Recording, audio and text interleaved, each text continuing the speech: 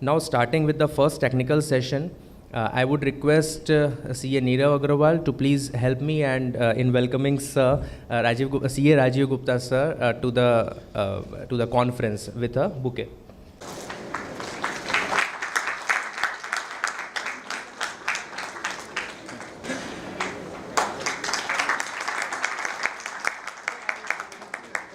We thank CA Rajiv Gupta for accepting our invitation, and I would like to introduce Sir. It's my honor and pleasure to introduce Sir.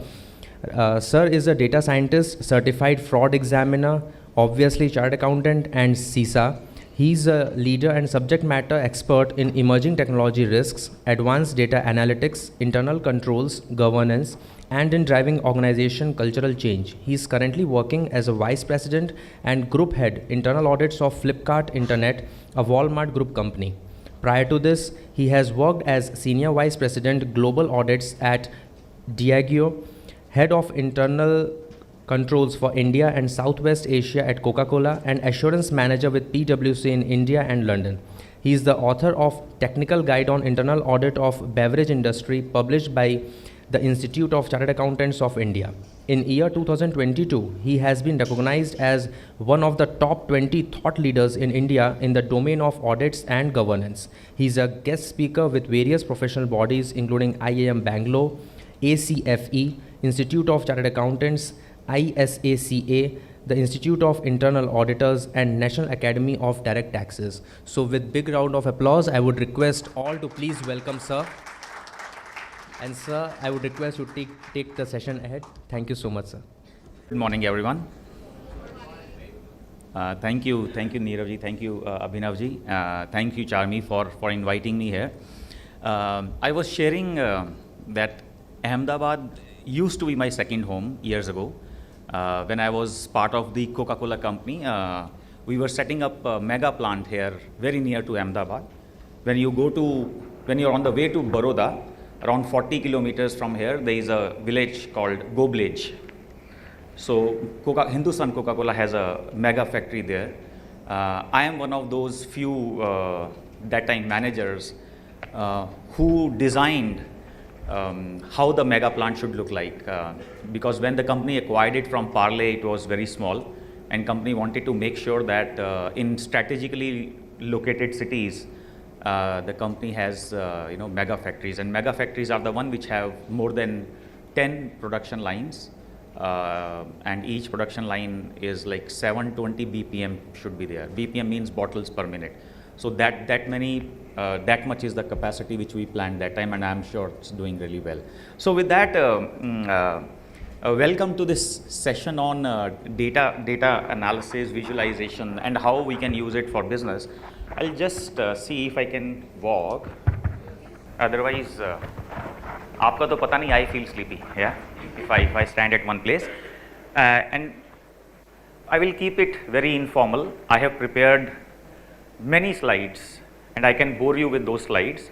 Second option is, on this subject, you ask me whatever doubts you have. Yeah, some of you would be into practice, some of you would be into data analysis already. Some of you may be working in industry, or some of you may be into something else, or maybe your own business. Yeah. So maybe if I get a whiteboard or something, I will note down and I will see if I can address some of your questions, right? Otherwise, in next hour or hour and a half, I will present my slides. You may get some of those slides, you may not get some of those slides, and then next speaker will come, right? So the advantage will not be there. And thankfully, the senior members who were standing at the back, they have settled down somehow, because when I speak in some of the international forums, you may be knowing they have parallel sessions going on. Yeah. So because they have so many speakers, they make sure that if there are say 2,000 participants, they have 200 to 500 sitting capacity in all the rooms. So parallelly 3 to 5 sessions are going on, and half of the members, they are standing on the door. You know why? Why? Sorry, say again, sir. हाँ, yes, कि ये अच्छा लगा तो ठीक, नहीं तो पैर बाहर निकाल के दूसरे में, दूसरा अच्छा लगा तो ठीक, नहीं तो तीसरे में. पहले मुझे बहुत बुरा लगता था, then one day what happened, institute ACFE they suggested sir आपकी फ्लाइट तो इंडिया जाने की रात की है, आप बाकी सेशंस अटेंड कर लो रादर देन घूमना बाहर। तो I thought that's a good idea. तो after lunch I attended one session and I felt very bad, you know why, because मैं सबसे पहली सीट पे बैठ गया और मेरा मन कर रहा था भाग लूँ। अब सबसे पहली सीट से उठकर भागना, जैसे आप पांचों हैं, आपके लिए बड़ा मुश्किल रहेगा और पीछे वालों के लिए ईजी रहेगा। सो देन नेक्स्ट सेशन में I did the same thing. I जैसे वो सर खड़े हैं, मैं दरवाजे के पास ही खड़ा रहा कि अच्छा लगा तो बैठ जाऊंगा, नहीं अच्छा लगा तो निकल जाऊंगा। So now I have got used to, या कोई प्रॉब्लम नहीं है। आप बाहर खड़े भी हो सकते हैं, दरवाजे पे भी हो सकते हैं, that's all fine. Yeah so coming back to two options ladies and gentlemen, we have one, I go with my flow, where I will be talking about data analysis, visualization. I will be talking about some of the stuff relating to blockchain as well. AI, ML also I will talk about little bit, and I will also talk about some of the real life use cases. And those of you who follow me on LinkedIn, you would see some of those.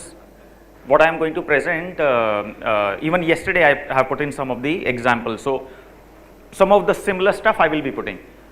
Second option, ladies and gentlemen, is आपके mind में if there is any question, any doubt, please feel free to ask. We'll start the session with that because then you will have more of takeaway.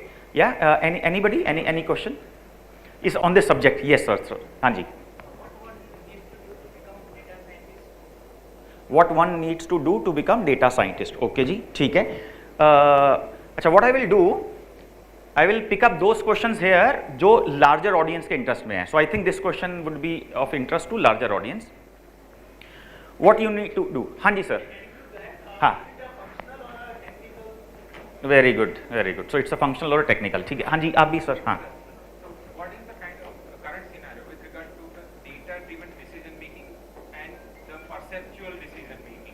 Very good question. ये थोड़ा सा second question होगा, ये अलग होगा, ये दोनों similar है ना। मैं इसका भी आंसर देता हूँ सर। हाँ जी,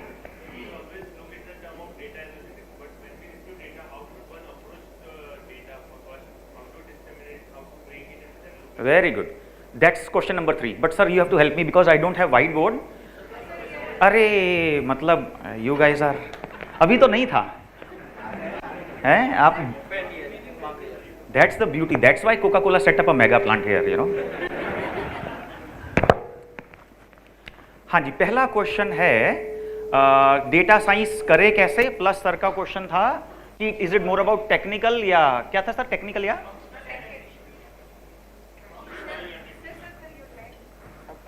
ओ अच्छा, कि इट्स मोर अबाउट टेक्निकल है कि क्या है, लॉजिकल अपना सेंस लगाना है। सेकेंड क्वेश्चन इधर से आया था सर का, कहाँ गए सर? सर सेकेंड क्वेश्चन आपका था ना? हाँ जी, हाँ, क्या डेटा ड्रिवन डिसीजन मेकिंग होता भी है कि खाली कॉन्सेप्ट है? मेन मुद्दा ये है सर। थर्ड क्वेश्चन इधर से आया था पीछे से सर, आपका इधर से। हाँ जी, when you receive the data, okay, first few steps, so that is about EDA, I will talk about that. चलिए सीक्वेंस में चलते हैं, ठीक है। और भी क्वेश्चन जो माइंड में आएंगे वो आंसर देंगे। Don't worry about my slides, वो अगर आपके क्वेश्चंस आंसर हो गए तो स्लाइड्स में हाफ एन आवर में भी सब कवर कर लूंगा, कोई टेंशन नहीं है, ठीक है। हाँ जी, बट आप में से किसी ने ये नहीं पूछा, शायद मे भी शर्मो शर्मी एम्बेरसमेंट सोचा होगा कि होगी, कि पढ़ना ही क्यों है, हम चार्टर्ड अकाउंटेंट ऑलरेडी हैं, इतना मैथमेटिक्स किया, अकाउंटिंग हमारे हम हाथों में ही करोड़ों की कैलकुलेशन कर लेते हैं, और वो भी हम गुजराती, मतलब एक तो CA ऊपर से गुजरात में बैठे हैं। तो डेटा साइंस, डेटा एनालिसिस आप लोग हमारे को ऐसा क्या नया सिखा लोगे? किसी ने ये नहीं पूछा, नहीं, मे बी शायद मैं फैकल्टी हूँ तो थोड़ी रिस्पेक्ट दे दी होगी, ये भी हो सकता है। नहीं, कंप्यूटर के ज़माने में नहीं, आप तो मेरा वाला पॉइंट, मतलब आप मेरे को डिफेंड कर रहे हो कि आप आए हो तो अच्छा ही है, नहीं? हमारा अंडरस्टैंडिंग पहले से है। हाँ, आपका अंडरस्टैंडिंग पहले से है ना कि कंप्यूटर के ज़माने में कैलकुलेटर, तो आप किसको कैलकुलेटर बोल रहे हो? डेटा एनालिसिस को? हाँ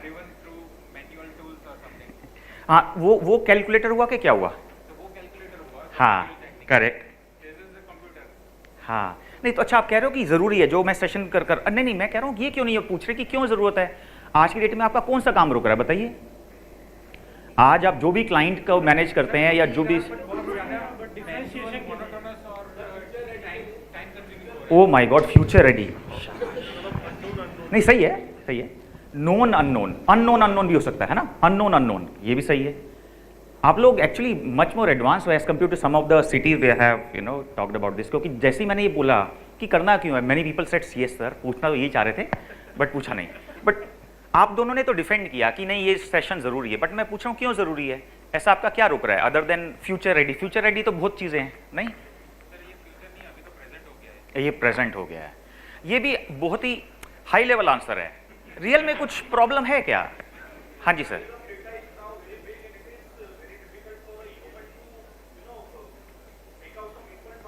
वेरी गुड सर, ये स्पेसिफिक आंसर आया, मतलब आंसर आप सबके सही हैं, बट जैसे वो सर ने एकदम स्पेसिफिक आंसर दिया, एग्जैक्ट उनकी प्रॉब्लम बताइए, ऐसा लग रहा है कल ही उनको प्रॉब्लम हुई है ये।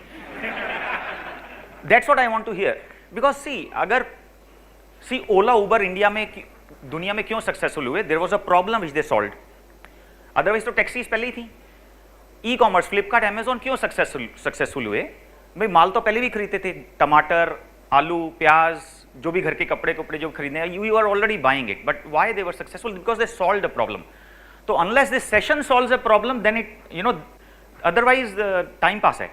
तो सर ने जैसे एक बड़ा स्पेसिफिक प्रॉब्लम बताई कि ये प्रॉब्लम है, व्हाट एल्स, क्यों करना है, बट नहीं ये तो सर बेनिफिट की बात है, पहले प्रॉब्लम होगी तो बेनिफिट पे जाएंगे ना। आपको प्रॉब्लम क्या है, जैसे हम ऑडिट रिपोर्ट बनाते हैं, पहले हम इशू देते हैं, इशू के बाद बोलते हैं कि इसका रिस्क क्या है, एंड देन वी से कि रिकमेंडेशन, तो ये तो रिकमेंडेशन होगी कि डेटा एनालिसिस पढ़ना चाहिए, बट क्यों पढ़ना चाहिए,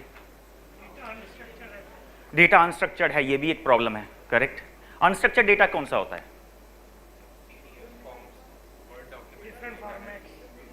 डिफरेंट फॉर्मेट, हाँ जी, नहीं अनस्ट्रक्चर्ड डेटा कौन सा है, फिजिकल फॉर्मेट, ओके बोल सकते हैं, हाँ जी ठीक है, और व्हाट एल्स, पीडीएफ जरूरी नहीं है, जरूरी नहीं है सर, हाँ जी सर, नहीं सर, नहीं सर, नो डिसीजन तो बहुत दूर की बात हो गई, मैं बता देता हूं, हाँ जी sir, last attempt,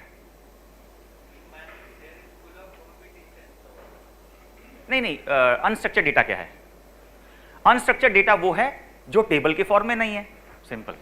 technical definition आप गूगल करेंगे आपको बहुत मिलेगी, सिंपल डेफिनेशन ये है। अब मैंने पीडीएफ को या क्यों नहीं बोला, या वर्ड डॉक्यूमेंट को क्यों नहीं बोला अनस्ट्रक्चर्ड है, क्योंकि आप टेबल बना हुआ है, आप इजीली उसको एक्सेल में एक्सपोर्ट कर सकते हो। अच्छा, अब फिर अनस्ट्रक्चर्ड का एग्जाम्पल क्या हुआ, अगर आप सोशल मीडिया की पोस्ट का डेटा उठाते हो, it is not in the tabular form, वो स्टेटमेंट की फॉर्म में होंगे, हो सकता है बीच में कॉमा लगाओ, या हो सकता है स्पेस हो या सेमीकोलन हो, कुछ भी हो सकता है, by which you will be able to divide, but it is not in a tabular format. CSV unstructured है कि स्ट्रक्चर्ड है? गलत, स्ट्रक्चर्ड है। मैं देख रहा हूं कि ये सब साथ में है, स्ट्रक्चर्ड है। Why? Because there is a structure to it, it can very easily be converted into table, कोई प्रॉब्लम नहीं है। बट सोशल मीडिया से जो आप लेते हैं, that's a very beautiful example. जो अच्छा, अब सर ने जैसे बोला कि multiple system, no sir, as long as sir वो उन सिस्टम से जो आप डेटा ले रहे हैं it is table. For example tally से आप रिपोर्ट निकालते हो, टेबल के फॉर्म में निकलेगा। दूसरी कंपनी का एसएपी में डेटा हो सकता है, वो भी टेबल में दे रहा है। तो चाहे आप 10 अलग अलग सिस्टम से ले लें, as long as it is in the form of a table, it is structured data. ठीक है जी। तो हम इस मुद्दे पे तो हम क्लियर हैं that data analysis, data science हमारे लिए इंपॉर्टेंट है। Now coming back to the first question कि डेटा साइंस को अप्रोच कैसे करें। देखिए, data science, believe me, is an ocean, because it includes very very advanced version of statistics you may have learned in either CA or BCom। मैं भूल गया कि कहाँ करी थी, बट मैंने भी करी थी। And I was sharing with Charmi that statistics में हमने जब स्टैंडर्ड डेविएशन वगैरह सीखा था, तो मुझे लगा जिंदगी में बस ये BCom का एग्जाम पास करने के लिए पढ़ना है, उसके बाद जरूरत नहीं पड़ेगी। और उसके बाद तब तक जरूरत नहीं पड़ी जब तक मैं डेटा साइंटिस्ट नहीं बना। क्यों? क्योंकि तब तक मैं तब तक मैं क्या बोला था मैंने, तालाब का मेंढक था। Yes, till the time you don't learn data science you feel you can do anything, but when you learn data science it's an ocean, right. Okay, करना कैसे है? स्टेप नंबर 1, सबसे पहले तो by a very very economical course from a site like Udemy. I love Udemy, not because मेरे को कोई fees मिलती है, because you can learn anything in 400 rupees. So कोई रिस्क नहीं है, आपको समझ आया तो समझ आया, नहीं तो 400 रुपए, राइट? तो अच्छा, why I am saying Udemy and why I am saying starting with that, because अभी आप सब जोश में हैं, सैटरडे मॉर्निंग में पहला सेशन है, बंदा कोई बैंगलोर से आया तो जोश जोश में हाँ कर दी, but real course varies from 60,000 rupees to 5 lakh rupees, the real course. तो पता लगा आपने 5 लाख रुपए लगा दिए। मैंने एक सेशन दिया मुंबई में, तो वहाँ पर मेरे बाद जो स्पीकर थे वो एक टायर कंपनी के ऑडिट हेड थे। मेरा सेशन सुन के, मैडम नाम नहीं लेना चाह रहा था, मेरा सेशन सुन के उनको जोश आ गया, कहते राजीव तू बता तूने कहाँ से किया? मैंने कहा सर यहाँ से किया। उन्होंने भी 4.5 लाख रुपए देके उसी इंस्टीट्यूट में रजिस्टर करा लिया। 1 महीने बाद मेरे को फोन करके खूब गालियां दी, यार तूने बुजुर्ग आदमी को कहाँ फंसा दिया है? कह रहे यार इतनी कोडिंग। तो फिर मैंने उनको बोला सर आपने ना मेरी पहली बात नहीं सुनी थी कि पहले POC कर लो, proof of concept, which is from Udemy type. 400 रुपए लगाओ, कल संडे है, 20-22 घंटे का उसका कोर्स होता है। अच्छा कौन सा खरीदना है? जैसे आप अमेजॉन और फ्लिपकार्ट पे देखते हो ना, ऊपर डेटा साइंस जैसे डाला, जिसकी भी स्टार रेटिंग सबसे ज्यादा है वो कोर्स खरीद लेना। जैसे अमेजॉन में भी ऐसे करते होगे, फ्लिपकार्ट में भी ऐसे करते होगे, राइट? तो मैं भी ऐसे करता हूँ यूडेमी में, जिसकी स्टार रेटिंग सबसे ज्यादा है और सबसे ज्यादा लोगों ने दिया। ऐसा नहीं 2 लोगों ने दिया, पता लगा वो खुद था और उसका भाई था, वो भी नहीं होना चाहिए। थाउजेंड्स ऑफ यूजर, वो आप 22 आवर्स का कोर्स एक खरीद लो और कल ही कल में, चाहे आप वॉक कर रहे हो उसको कानों में चाह के सुनते रहो। आइडिया इज, क्या आप टेक्निकल डिटेल से बोर हो रहे हो या मजा आ रहा है, आज नया कुछ सीखा? For example RFM analysis, how many of you know? Univariate bivariate analysis, how many of you know? नहीं है, बहुत सिंपल, मैंने बस टेक्निकल नाम ले लिए, आप करते हो ऑलरेडी, बट आपको बस नाम नहीं पता। वो वहां पर सीखने को मिलता है और वहां पर स्ट्रक्चर सीखने को मिलता है कि कैसे उसको स्ट्रक्चर्ड वे में करना है। तो पहले स्टेप नंबर 1, सर आप यूडेमी, सर एंड मैडम आप यूडेमी पे जाइए, वहां से 400 रुपीज 365 का कोर्स खरीदिए। Then if you like it, लगे हाँ ये तो this something which I want to do, then you come back to me. या उस टाइम पे आप सपोज 1 महीने बाद रिवर्ट करते हो मुझे, 2 महीने बाद या 1 साल बाद, उस टाइम पे जो नंबर 1 इंस्टीट्यूट चल रहा होगा in India with the most economical fees, वो मैं आपको सजेस्ट करूंगा उस टाइम पे। ठीक है, तो मैंने 2 लोगों को ऑलरेडी सजेस्ट किया है। The one which I felt, जहां से मैं खुद MSc कर रहा हूं, so now I am doing MSc in data science from Germany, जिनका इंडिया में एक टाई अप है। So I love the way they are taking care of the students and the quality of faculty, so I recommend it to 2 or 2 others. So when you do data science, please remember the very first certificate you get is masters, so don't confuse it with master and MSc. MSc is a degree, masters is a certificate, so they will give you a certificate which will say masters in data science or masters in data science and business analytics, जो भी आप specifically course करोगे। तो first question का second part था, is it technical? Yes, it is very technical, yeah, but what I found for chartered accountants and hardcore engineers it is not tough. आप मतलब जो आदमी CA कर चुका है उसके लिए क्या टफ है? कुछ नहीं, राइट? MBA के लिए थोड़ा मुश्किल हो सकता है, वो गोता खा सकता है, या कोई इसमें मतलब अगर आप में से कोई MBA दिल पे लेने वाली बात नहीं है, मतलब गोता खाना पड़ सकता है, but still you will be able to do. So that is about first.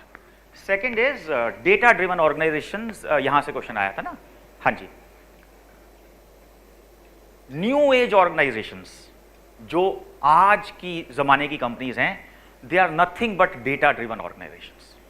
मैं आपको एग्जांपल्स बताऊंगा, और those of you who follow me on LinkedIn, कल मैंने पोस्ट जो डाला है उसमें जो एग्जांपल दिया है, it is a beautiful example of data driven organisations. या अगर आपने नहीं देखा तो अगर हमारे को टाइम मिलेगा मैं आपको एलैबोरेट करूंगा वो एग्जांपल आज।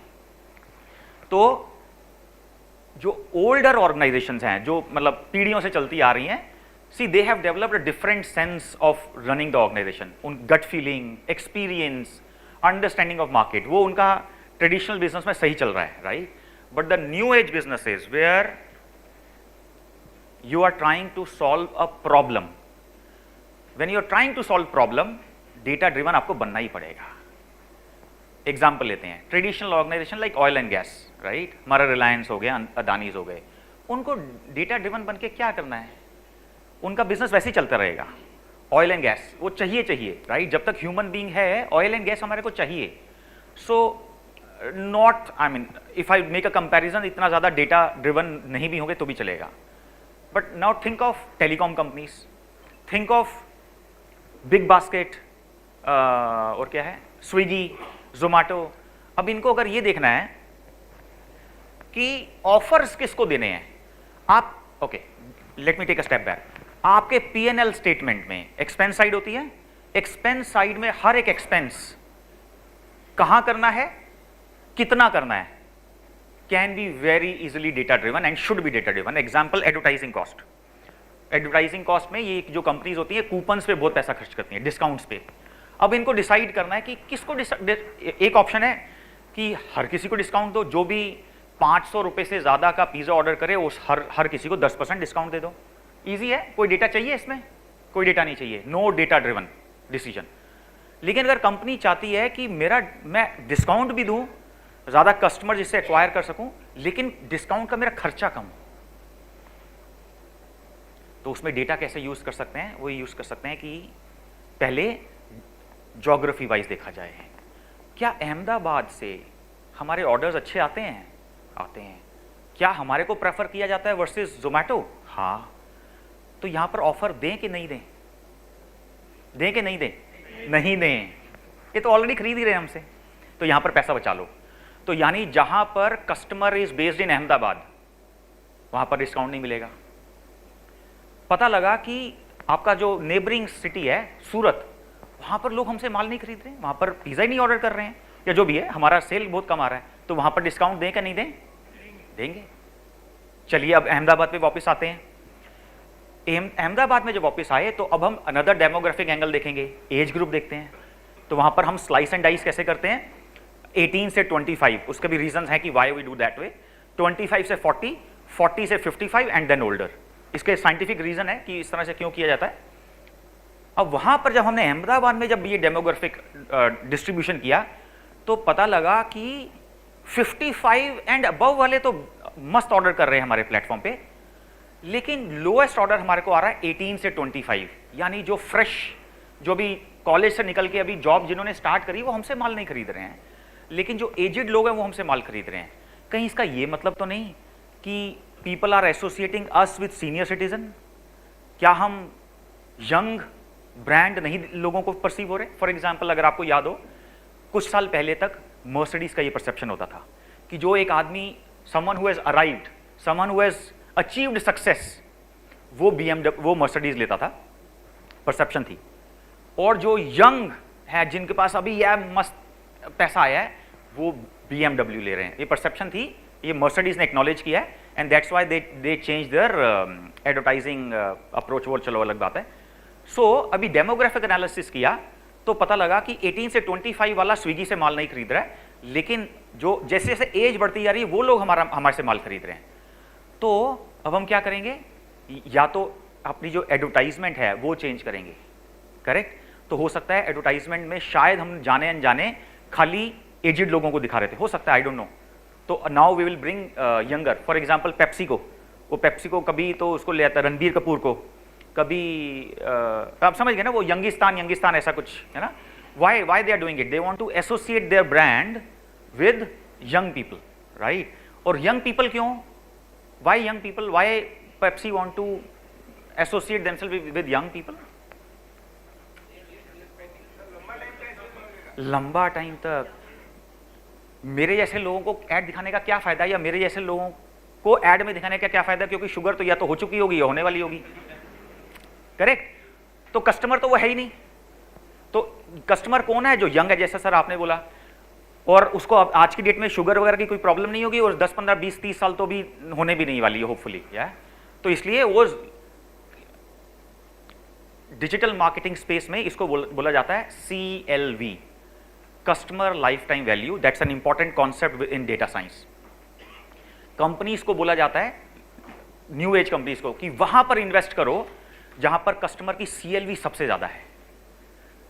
तो सपोज आप एक कोक हर रोज खरीदते हो 10 रुपए की, लेकिन हमें पता है कि आप अगले 30 साल खरीदने वाले हो, वर्सेस वो कस्टमर जो आज 100 रुपए की खरीदता है लेकिन पता है सिर्फ 6 महीने और खरीदेगा, उसके बाद शुगर हो जाएगी, राइट? तो किस कस्टमर की CLV ज्यादा है? पहले वाले कस्टमर की जो अगले 30 साल तक खरीदने वाला है, right? So that's an example of data driven decision making. Companies आज की डेट में डेटा ड्रिवन डिसीजंस 2 रीजन से कर रही हैं। नंबर 1, कैसे हम ज्यादा से ज्यादा कस्टमर एक्वायर कर सकें। नंबर 2, अच्छा इसी का सब पार्ट, वो जो कस्टमर एक्वायर कर लिए उनका वॉलेट शेयर ज्यादा से ज्यादा हमारे पास आए। This again is a new age companies concept कि हमारी दुकान में तो घुस गए, हमारी दुकान में खाली 10 रुपए का माल खरीद के जा रहे हैं या 1000 का खरीद रहे हैं। That's called wallet share. कि अगर उसने टोटल, जब वो मार्केट में निकला वो कस्टमर, तो वो अगर सपोज वो सोच के निकला था कि मैं 1000 रुपीज आज मार्केट में खर्च करके आऊंगा, तो मेरी दुकान पे कितना खर्च कर रहा है, that's called wallet share. So revenue side पे ये this is second important aspect in data driven decision making. अब एक्सपेंस साइड पे आते हैं, वहां पर है अगेन मैं कैसे ज्यादा से ज्यादा कस्टमर एक्वायर कर सकूं विद लीस्ट पॉसिबल एक्सपेंस। किसी के पास भी अनलिमिटेड बजट नहीं है, right? So these are the two primary reasons for which data is being used. Sir this answers your question है? ओके जी। फिर आते हैं सर का क्वेश्चन था ऑन एक्सप्लोरेटरी डेटा एनालिसिस। आपने क्या बोला था कि जब डेटा आया तो उसको क्या करें? हाँ, है ना? ये कॉमन क्वेश्चन है या खाली इन्हीं का टेक्निकल क्वेश्चन है? अब डेटा आ गया, अब क्या करें? हमें तो खाली पिवट लगाना आता है, वीलुकअप लगाना आता है, right? I was there few years go. उसमें क्या, कौन सी मतलब शर्म वाली क्या बात है? And I use to feel proud कि हाँ बड़ा सुंदर सा मैंने वो क्या बनाते थे उसको, टेबल को क्या बोलते हैं उसको, पिवट। हाँ हाँ। और वीलुकअप लगा के तो मेरे को ऐसी खुशी मिलती थी कि सच में कि मैंने ताजमहल ही बना दिया। I am telling you that I use to feel that as ultimate success कि वो #REF नहीं आया, ऐसे ही आता था ना RE या NA। हाँ, तो कुछ साल पहले तक मैं भी ऐसे ही था, कोई इसमें हैरानी वाली बात नहीं है। तो एक्सप्लोरेटरी डेटा एनालिसिस, मैं तो हमेशा स्टार्ट और एंड दोनों मेरा इसी पे हो जाता था, वीलुकअप और पिवट पे। करना क्या है? 3-4 चीजें तो आप किसी भी डेटा पे अभी कर सकते हो आफ्टर दिस सेशन। अभी अब आपको टी ब्रेक मिलेगा। सबसे पहले तो उसका हिस्टोग्राम बना लो, ठीक है जी? हिस्टोग्राम पता है ना, वो बार्स सुनने में बड़ा सिंपल कॉन्सेप्ट है कि यार अजीब ये क्या बता दिया आपने, बट अमेजिंग टूल है। इसको हिस्टोग्राम भी बोलते हैं। इसको बड़े तरीके से अगर आप डेकोरेट करना चाहें कि यार मेरे बॉस को हिस्टोग्राम पसंद नहीं आएगा, तो स्कैटर प्लॉट बना लो। बड़े सारे प्लॉट है, प्लॉट ही प्लॉट है, आप गूगल कर लेना, कोई टेंशन नहीं। पर्पस सबका सेम है कि जो आपका डेटा है उसका डिस्ट्रीब्यूशन देखना। क्यों? एग्जाम्पल, कोई भी डेटा ले लो, उसका डिस्ट्रीब्यूशन देखना बहुत जरूरी है। एग्जाम्पल ले लेते हैं, परचेज ऑर्डर्स अप्रूवल। आप परचेज ऑर्डर, आप प्रोक्योरमेंट प्रोसेस का ऑडिट कर रहे हैं, आपने PO अप्रूवल वाले कॉलम को, आपने जो डेट टाइमिंग वाला कॉलम है, ठीक है, आपने उसको प्लॉट पे डाल दिया और हर 1 घंटे का 1 बार है। तो घंटा कब से स्टार्ट होता है? सुबह के 1 बजे से और रात के 11:59 पे वो तक वो जाएगा। तो यानी इससे 24 बार्स होंगे। आपकी एक्सपेक्टेशन क्या होगी? सबसे ज्यादा बार कौन से घंटे से स्टार्ट होकर कौन से घंटे तक होने चाहिए अप्रूवल के? हाँ जी, working hours may be 10 o'clock से लेकर 6 o'clock, वट एवर जो भी आपकी कंपनी का टाइम है। शायद किसी ने ओवर टाइम किया होगा तो 1-8 घंटा आगे, 1-8 घंटा पीछे। लेकिन अगर आपको ये दूर से दिखाई नहीं देगा, लेकिन आपको अगर लॉन्गर टॉलर बार्स आपको दिख रहे हैं रात को 2 बजे, करेक्ट है सर, एक्सेप्शंस, राइट? अब ये चीज तो आप एक्सेल में फिल्टर लगा के भी देख सकते हो, करेक्ट ना? But that will not be visually so easy to catch. यहां पर आपने, और ये एक्सेल में रेडीमेड है, एक ऊपर टैब होती है और टैब में चार्ट्स बहुत सारे हैं, आप जिस चार्ट से चाहें खेलना चाहें खेल लें। पर्पस है, आपके पास कोई भी डेटा आया, उस डेटा में जितने भी न्यूमेरिक फील्ड्स हैं, ठीक है, उन न्यूमेरिक फील्ड्स की रेंज बना के बार चार्ट बना लो। आपको कल ऐसी इनसाइट मिलेगी जो शायद आपको पहले नहीं मिली थी। किस कॉलम पे बनाना है? जो भी न्यूमेरिक कॉलम है। सीरियल नंबर छोड़ देना, सीरियल नंबर भी न्यूमेरिक दिखता है बट उसका कोई फायदा नहीं है। और एक रेंज बना लेना, है ना? वो रेंज होती है ना 1 से 100, 1 से 200, और उसके बार्स बना लो। तो कोई भी डेटा हो, आप मेरे को चैलेंज कर सकते हो, कोई भी डेटा हो उधर वो यूज हो जाएगा। सेकंड जो आप काम इंपॉर्टेंट कर सकते हैं इज बाईवेरिएट एनालिसिस। या अभी जो मैंने आपको बताया वो यूनिवेरिएट था। Uni means variate means variable. What is variable? Column. हम डेटा साइंस में हर चीज को टफ कर देते हैं, ऐसा है नहीं. यूनिवेरिएट मीन्स एक कॉलम को उठा के स्टडी करना. बाय मीन्स तो दो कॉलम में एक कॉलम एटलीस्ट न्यूमेरिक होना चाहिए. एक कॉलम न्यूमेरिक होना चाहिए. तो अगर आपने एक टेबल डाउनलोड किया सर, आपने टैली से, सर लास्ट में सर, आपने टैली से एक टेबल डाउनलोड किया जिसमें 10 कॉलम है, मान लेते हैं कि 10 के 10 न्यूमेरिक हैं, तो कितने आप बाईवेरिएट एनालिसिस कर सकते हैं? हाँ जी, नहीं, कितने? 9 कॉम्बिनेशंस. कितने? 9. अरे कॉम्बिनेशन का फॉर्मूला लगाओ ना, 10 मल्टीप्लाई बाय 2, करेक्ट ना? मोटा मोटा मान लेते हैं 20. आपने पहला और सेकंड कॉलम ले लिया, उसका बाईवेरिएट एक टेबल वो बना लिया, डायग्राम. फर्स्ट और थर्ड 2 कॉलम अब दोबारा ले लिए, first fourth, first fifth, first sixth, first seventh, first 10th. तो ज्यादा बन जाएंगे, 20 नहीं होंगे, फिर ये ज्यादा होगा. कितने?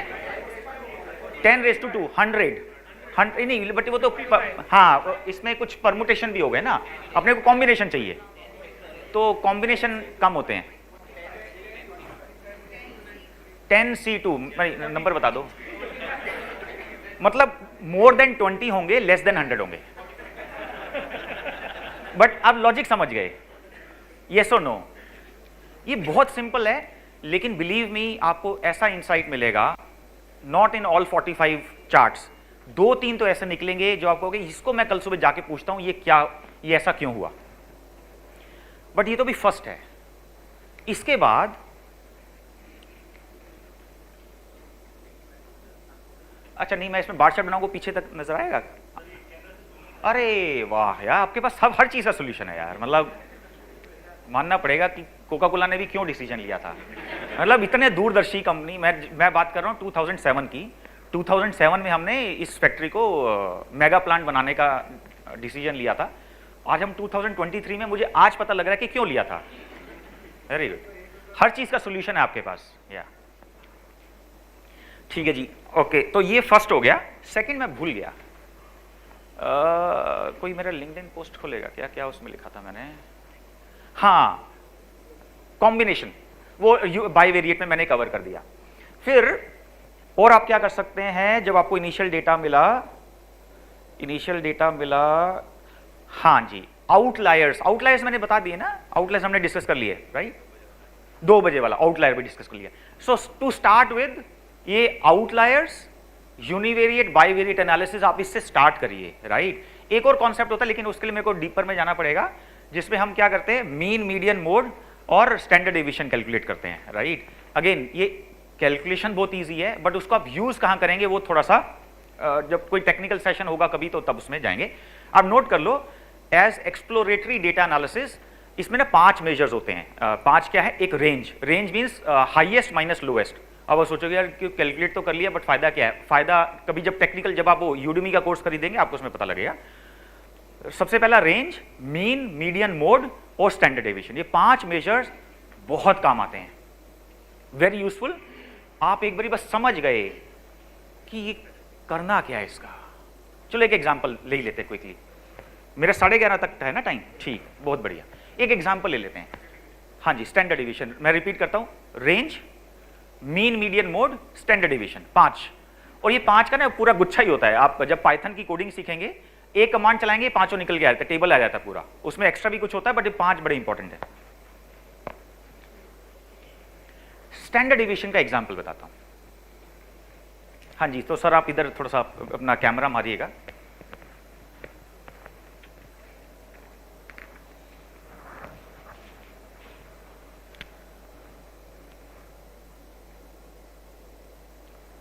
एक स्टूडेंट है जी ए और एक स्टूडेंट है बी.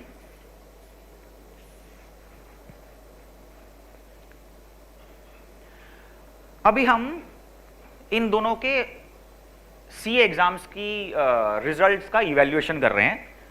ए ने सपोज, सही फाइनल में सब्जेक्ट्स कौन कौन से हैं आजकल? एफएम होगा एक तो, अकाउंट्स, और बताइए ऑडिटिंग है, टैक्स. सर मैंने बहुत साल पहले किया था, ठीक है, चलिए मानते 4. उसके एफएम में आए 50 और सेकंड वाले के आए 80, वैसे आ नहीं पाएंगे शायद इतना ही, बट चलो मान लेते हैं। अकाउंट्स में इसके आए 45, इन भाई से आए 40, फिर ऑडिट में 42 और इधर 70। टैक्स में तो आ जाते हैं ना नंबर, के नहीं आते हैं? आ जाते हैं। तो ये बेचारा तो फिर भी 49 ही ला पाया, नहीं लेकिन पास नहीं हो पाएगा ना फिर, ये पास भी तो कराना है, पास भी करना है। चलिए 60 कर दें।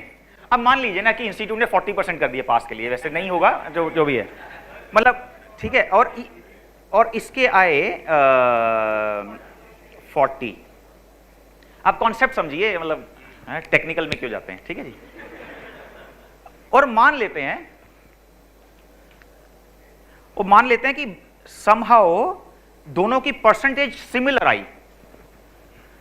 ज्यादा स्कोर्स में वेरिएशन किसके में है? बी के स्कोर्स में ज्यादा वेरिएशन है, एक कंसिस्टेंट है, राइट। और मान लेते हैं कि दोनों के स्कोर्स इस तरह से थे, प्लस माइनस करने के बाद जब ने एवरेज निकाली ऑलमोस्ट सेम थी। हम जब बिजनेस डिसीजंस लेते हैं तो हम ये नहीं बोलते कि क्योंकि दोनों की एवरेज सेम है, अब ये मान के चलते हैं ये दोनों स्टूडेंट बन गए हमारे सेल्स मैनेजर्स, ठीक है जी। और इनकी 4 हमने इनको सिटीज दी थी इंक्लूडिंग अहमदाबाद की, तुम इन चारों में जाके माल बेच के आओ हमारा। तो मिस्टर ए ने किसी एक जगह 60 यूनिट बेचे, कहीं 45 बेचे, कहीं 42 वगैरह वगैरह। दूसरे ने एक में 80 बेचे, एक में 40, एक में 60। मतलब सेकंड वाला जो हमारा सेल्स मैनेजर है उसकी परफॉर्मेंस क्या है? फ्लक्चुएटिंग। लेकिन दोनों का, चारों स्टेट्स का हम टोटल कर लें, चारों सिटी में दोनों ने जो माल बेचा सब मिला के ऑलमोस्ट सेम है दोनों का। बिजनेस वर्ल्ड में जब डेटा ड्रिवन डिसीजन मेकिंग होती है तो किसको ज्यादा रिलायबल माना जाएगा? ए को। ये आपने अपनी नेकेड आई से इसलिए देख लिया क्योंकि छोटा सा ही डेटा सेट था। बिजनेस में एग्जैक्टली जो भी आपने बोला वो आइडेंटिफाई करने के लिए हम क्या निकालते हैं? Standard deviation. तो इस केस में स्टैंडर्ड डेविएशन ज्यादा किसका है? स्टैंडर्ड डेविएशन का हिंदी में बताओ मतलब?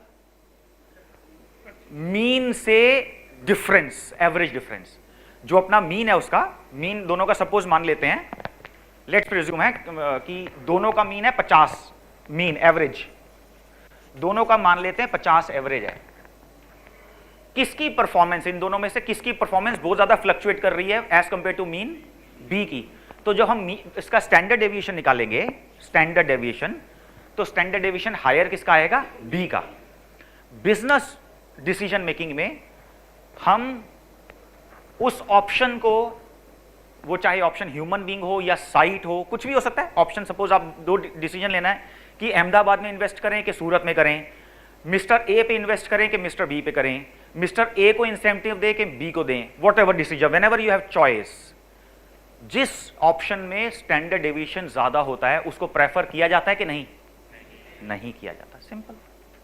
बट आप इंपॉर्टेंस समझे स्टैंडर्ड डेविएशन की। बिजनेस में ये डेली यूज होता है, जो आपने अभी मैनुअली बताया बिना कोई कैलकुलेशन करे। जब बिजनेस के पास crore and crore of line items होती हैं, राइट? आप मेरे को रिकॉर्ड कर रहे हैं क्या? अच्छा, 1 मिनट ऑफ करिए। आप समझ रहे हैं? इतनी ट्रांजैक्शन हो रही है तो कम से कम इतने तो बिल भी जनरेट हो रहे हैं। जब इतने बिल जनरेट हो रहे हैं तो आप एक्सेल में तो डाउनलोड ही नहीं कर सकते उसको, 10 लाख की तो लिमिट है, और 10 लाख तक तो आप यूज भी नहीं कर सकते, वो हैंग हो जाएगा। आप कुछ भी उसमें फिल्टर भी लगाओगे तो भी नहीं चलेगा, राइट? तो जब इतना डेटा है, वो भी 1 महीने का, तो आपको पाइथन ये सब चीज़ों पे डिपेंडेंट होना ही पड़ता है, या एसक्यूएल में भी कोई मेरे टीम मेंबर्स चला लेते हैं। तो वहाँ पर अगर आपने ये देखना है कि मेरी कौन सी site, suppose now every e commerce company has hundreds of sites, अगर हम ये देखना चाहते हैं कि कौन सी साइट कंसिस्टेंटली परफॉर्म कर रही है, तो consistency means low standard deviation, high standard deviation. Very good, आप एक्सपर्ट बन गए बस। आप getting my point? Standard deviation is so important concept. Consistency means low standard deviation. तो कल को अगर आपका बच्चा सपोज क्रिकेट की प्रैक्टिस कर रहा है तो आप उसको ये, अभी तक बोलते थे बेटा you have to be consistent, अब आप ये बोल सकते हो बेटा तेरा स्टैंडर्ड डेविएशन कम होना चाहिए। उसको समझ आए ना आए, आपको मजा आ जाएगा। कॉन्सेप्ट लगा दिया मैंने, बच्चे पे भी लगा दिया। नहीं, क्योंकि कॉन्सेप्ट नहीं लगाओगे तो भूल जाओगे, ये भी प्रॉब्लम है। फॉर एग्जाम्पल मैं तो भूल ही गया कि हमारे सीए में सब्जेक्ट कौन कौन से हैं, आप लोग ने बड़ा इंजॉय किया, ये सब्जेक्ट भी याद नहीं है, राइट। तो क्योंकि मैं वो करता नहीं हूँ काम, राइट, मेरा काम अभी खाली ऑडिट्स और डेटा पे है। सो ये क्लियर हो गया। ये क्यों मैंने समझाया था, मैं तो क्वेश्चन नंबर 3 था शायद ना, हाँ, स्टैंडर्ड डेविएशन, क्योंकि हम उसकी बात कर रहे थे एक्सप्लोरेटरी डेटा एनालिसिस। और एक्सप्लोरेटरी डेटा एनालिसिस हम इसलिए बात कर रहे थे क्योंकि सर का क्वेश्चन था कि डेटा आया है, अब क्या करें। तो very first thing, suppose that data relates to performance of your team, performance of the sales team, performance of different advertisement media, TV versus Instagram. अगर आपके पास, आप एडवर्टाइजमेंट स्पेंड्स का ऑडिट कर रहे हैं अपनी कंपनी का, आप वहां पर लगा सकते हैं कि टीवी में ज़्यादा स्टैंडर्ड डिविएशन आ रही है या इंस्टाग्राम पे आ रही है। ऑब्वियसली टीवी में ज़्यादा आएगी, ये तो सोशल मीडिया तो आजकल मस्त एकदम रिटर्न ज़बरदस्त है इनका as far as advertising is concern, right. वो तो मेरा एक्सपीरियंस है, आप अपना टेस्ट कर सकते हैं, right. So these 3 questions answered. Any other question before I then move to my presentation? हाँ, नहीं, आप जितने मर्जी पूछिए, मैं तो 11:30 बजे तक आपके साथ ही हूँ।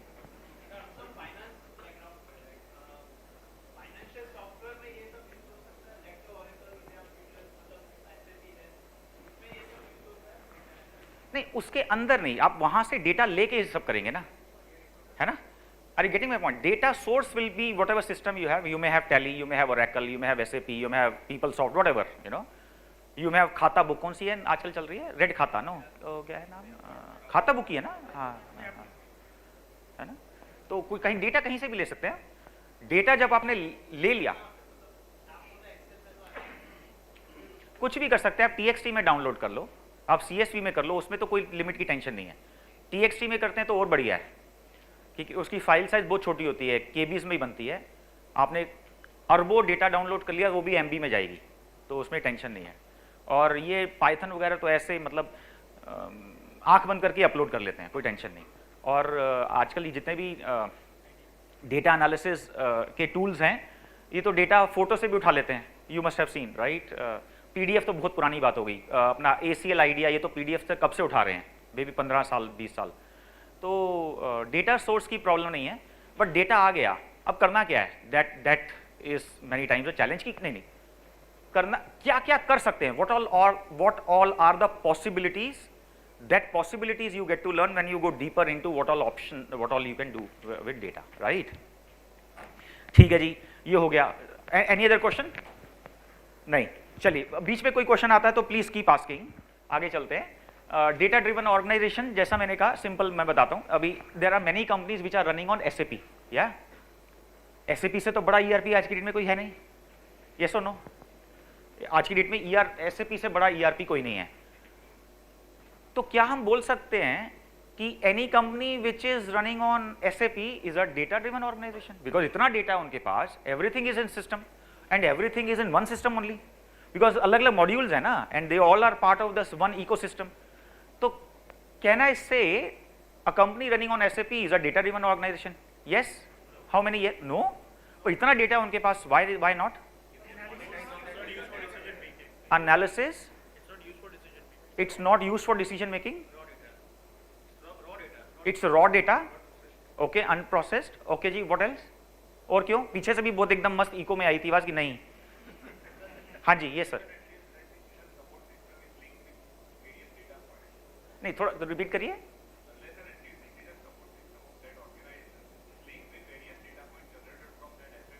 Very good, very good, absolutely correct है जी। कि ऐसा नहीं हो कि डेटा साइलो में पड़ा हुआ है, परचेज वाले का डेटा एक टेबल में पड़ा है, सेल्स वाले का दूसरे में, एडवर्टाइजिंग स्पेंड कहाँ कर रहे हो तीसरे में, कौन परचेज कर रहा है चौथे में। You are right. तो लिंकेजेस बनानी बड़ी जरूरी है। क्या वो कंपनी लिंकेज बना रही है नहीं बना रही, वो डिसाइड करेगा whether that company is data driven और not. Absolutely. What else? CRM, yeah CRM is a module, no, yeah correct. But see exactly मैं ये कहने वाला था। कौन कौन कौन सर बोले? सर आप झेले हुए हो ये, है ना? पर हाँ, यस और नो सर? आपने एक्सपीरियंस किया होगा problem. You are right. The real problem in this world, let me share with you, जो सर ने बोला उसी को मैं इलेबोरेट कर रहा हूं। टूल में कोई खराबी नहीं होती है, A company can successfully run on Tally also, and a company which is running on SAP, it may still struggle in getting data. It is not about tool, it is not about ERP, it is about the quality of implementation.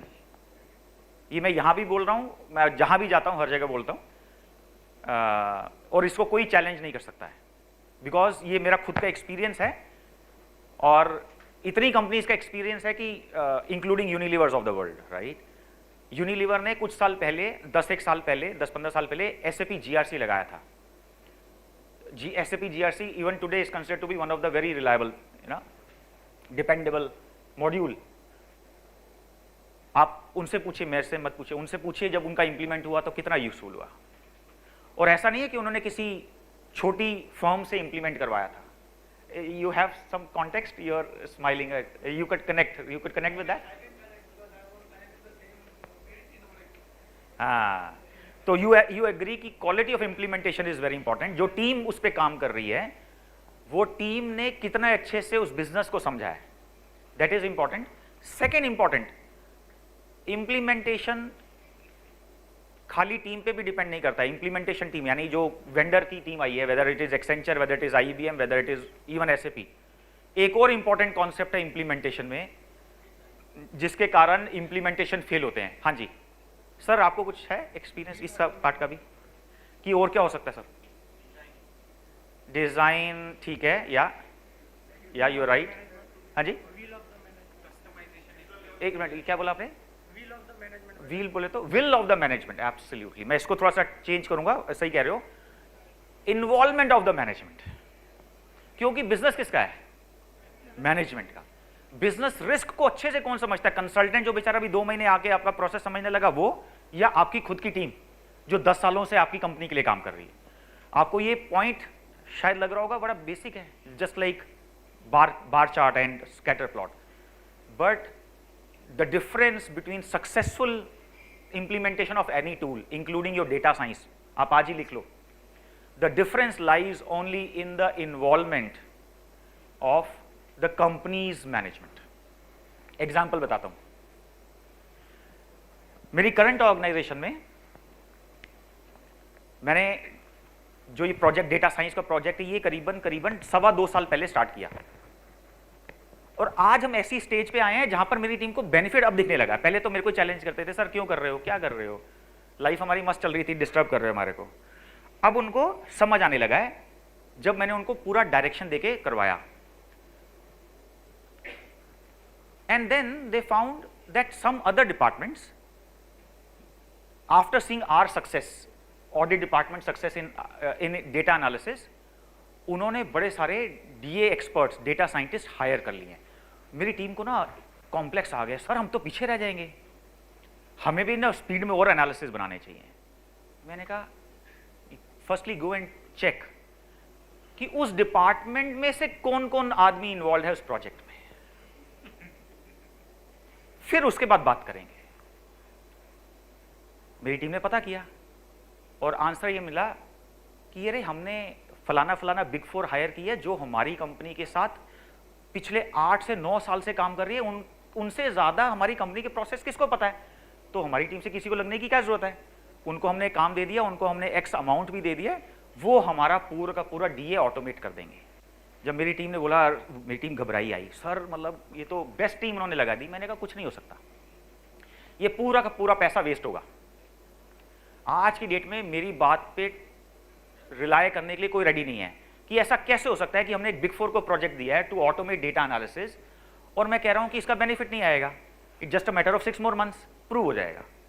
क्यों prove होगा? Because आपको क्या चाहिए actually, आपकी problem आप ही को पता है। कंसल्टेंट अपना पिछला एक्सपीरियंस लगाएगा ना, उसका पिछला एक्सपीरियंस किसी FMCG कंपनी का हो सकता है, किसी स्टील कंपनी का हो सकता है, किसी ऑयल एंड गैस कंपनी का हो सकता है, मुझे नहीं पता। वो अपना पिछला एक्सपीरियंस लगाएगा और अपना दिमाग लगा के टेक्निकल ऑटोमेशन कर लेगा। Please remember this word, technical automation. हमारे को तो बिजनेस ऑटोमेशन चाहिए ना। Technology is only an enabler, please understand. आप सक्सेसफुल डेटा एनालिसिस में तब नहीं हो पाएंगे जब आपसे कोई पूछे कि हाँ जी क्या किया, मैंने पाइथन लगा दिया। बट लगाया क्यों? नहीं, क्योंकि आजकल पाइथन चल रहा है इसलिए लगाया। पाइथन हो या आर हो या आप एसक्यूएल यूज कर लो या कुछ और यूज कर लो, सबसे पहले तो आपको ये पता बताना पड़ेगा कि प्रॉब्लम क्या सॉल्व करी आपने, करेक्ट ना? फिर आप बोल सकते उस प्रॉब्लम को मैंने सॉल्व करने के लिए पाइथन यूज किया है, सेकंड प्रॉब्लम को सॉल्व करने के लिए मैंने आर यूज किया। अगर फिर उस पर कोई टेक्निकल क्वेश्चन पूछ लेता है कि व्हाई यू डिसाइडेड पाइथन, तो आप टेक्निकल डिटेल में जाओ, but why you automate something is not because पूरी दुनिया कर रही है। यू ऑटोमेट समथिंग और you analyze something because there is a problem to be solved, और आपके बिजनेस की प्रॉब्लम आपसे ज्यादा कोई नहीं समझ सकता। So unless whether it is about any data science project और it is about implementing any tool, unless you have your own strong team which is doing the project management, yeah, वो successful हो ही नहीं सकता। आप आज लिख लीजिए, अगर कोई ऐसा सक्सेसफुल हो गया, वो एक अलग केस स्टडी बनेगी, मेरे को जरूर बताना, मैं जाके स्टडी करूंगा कि ऐसे कैसे सक्सेसफुल हो गया, हो नहीं सकता। ठीक है जी, चलिए आगे चलें।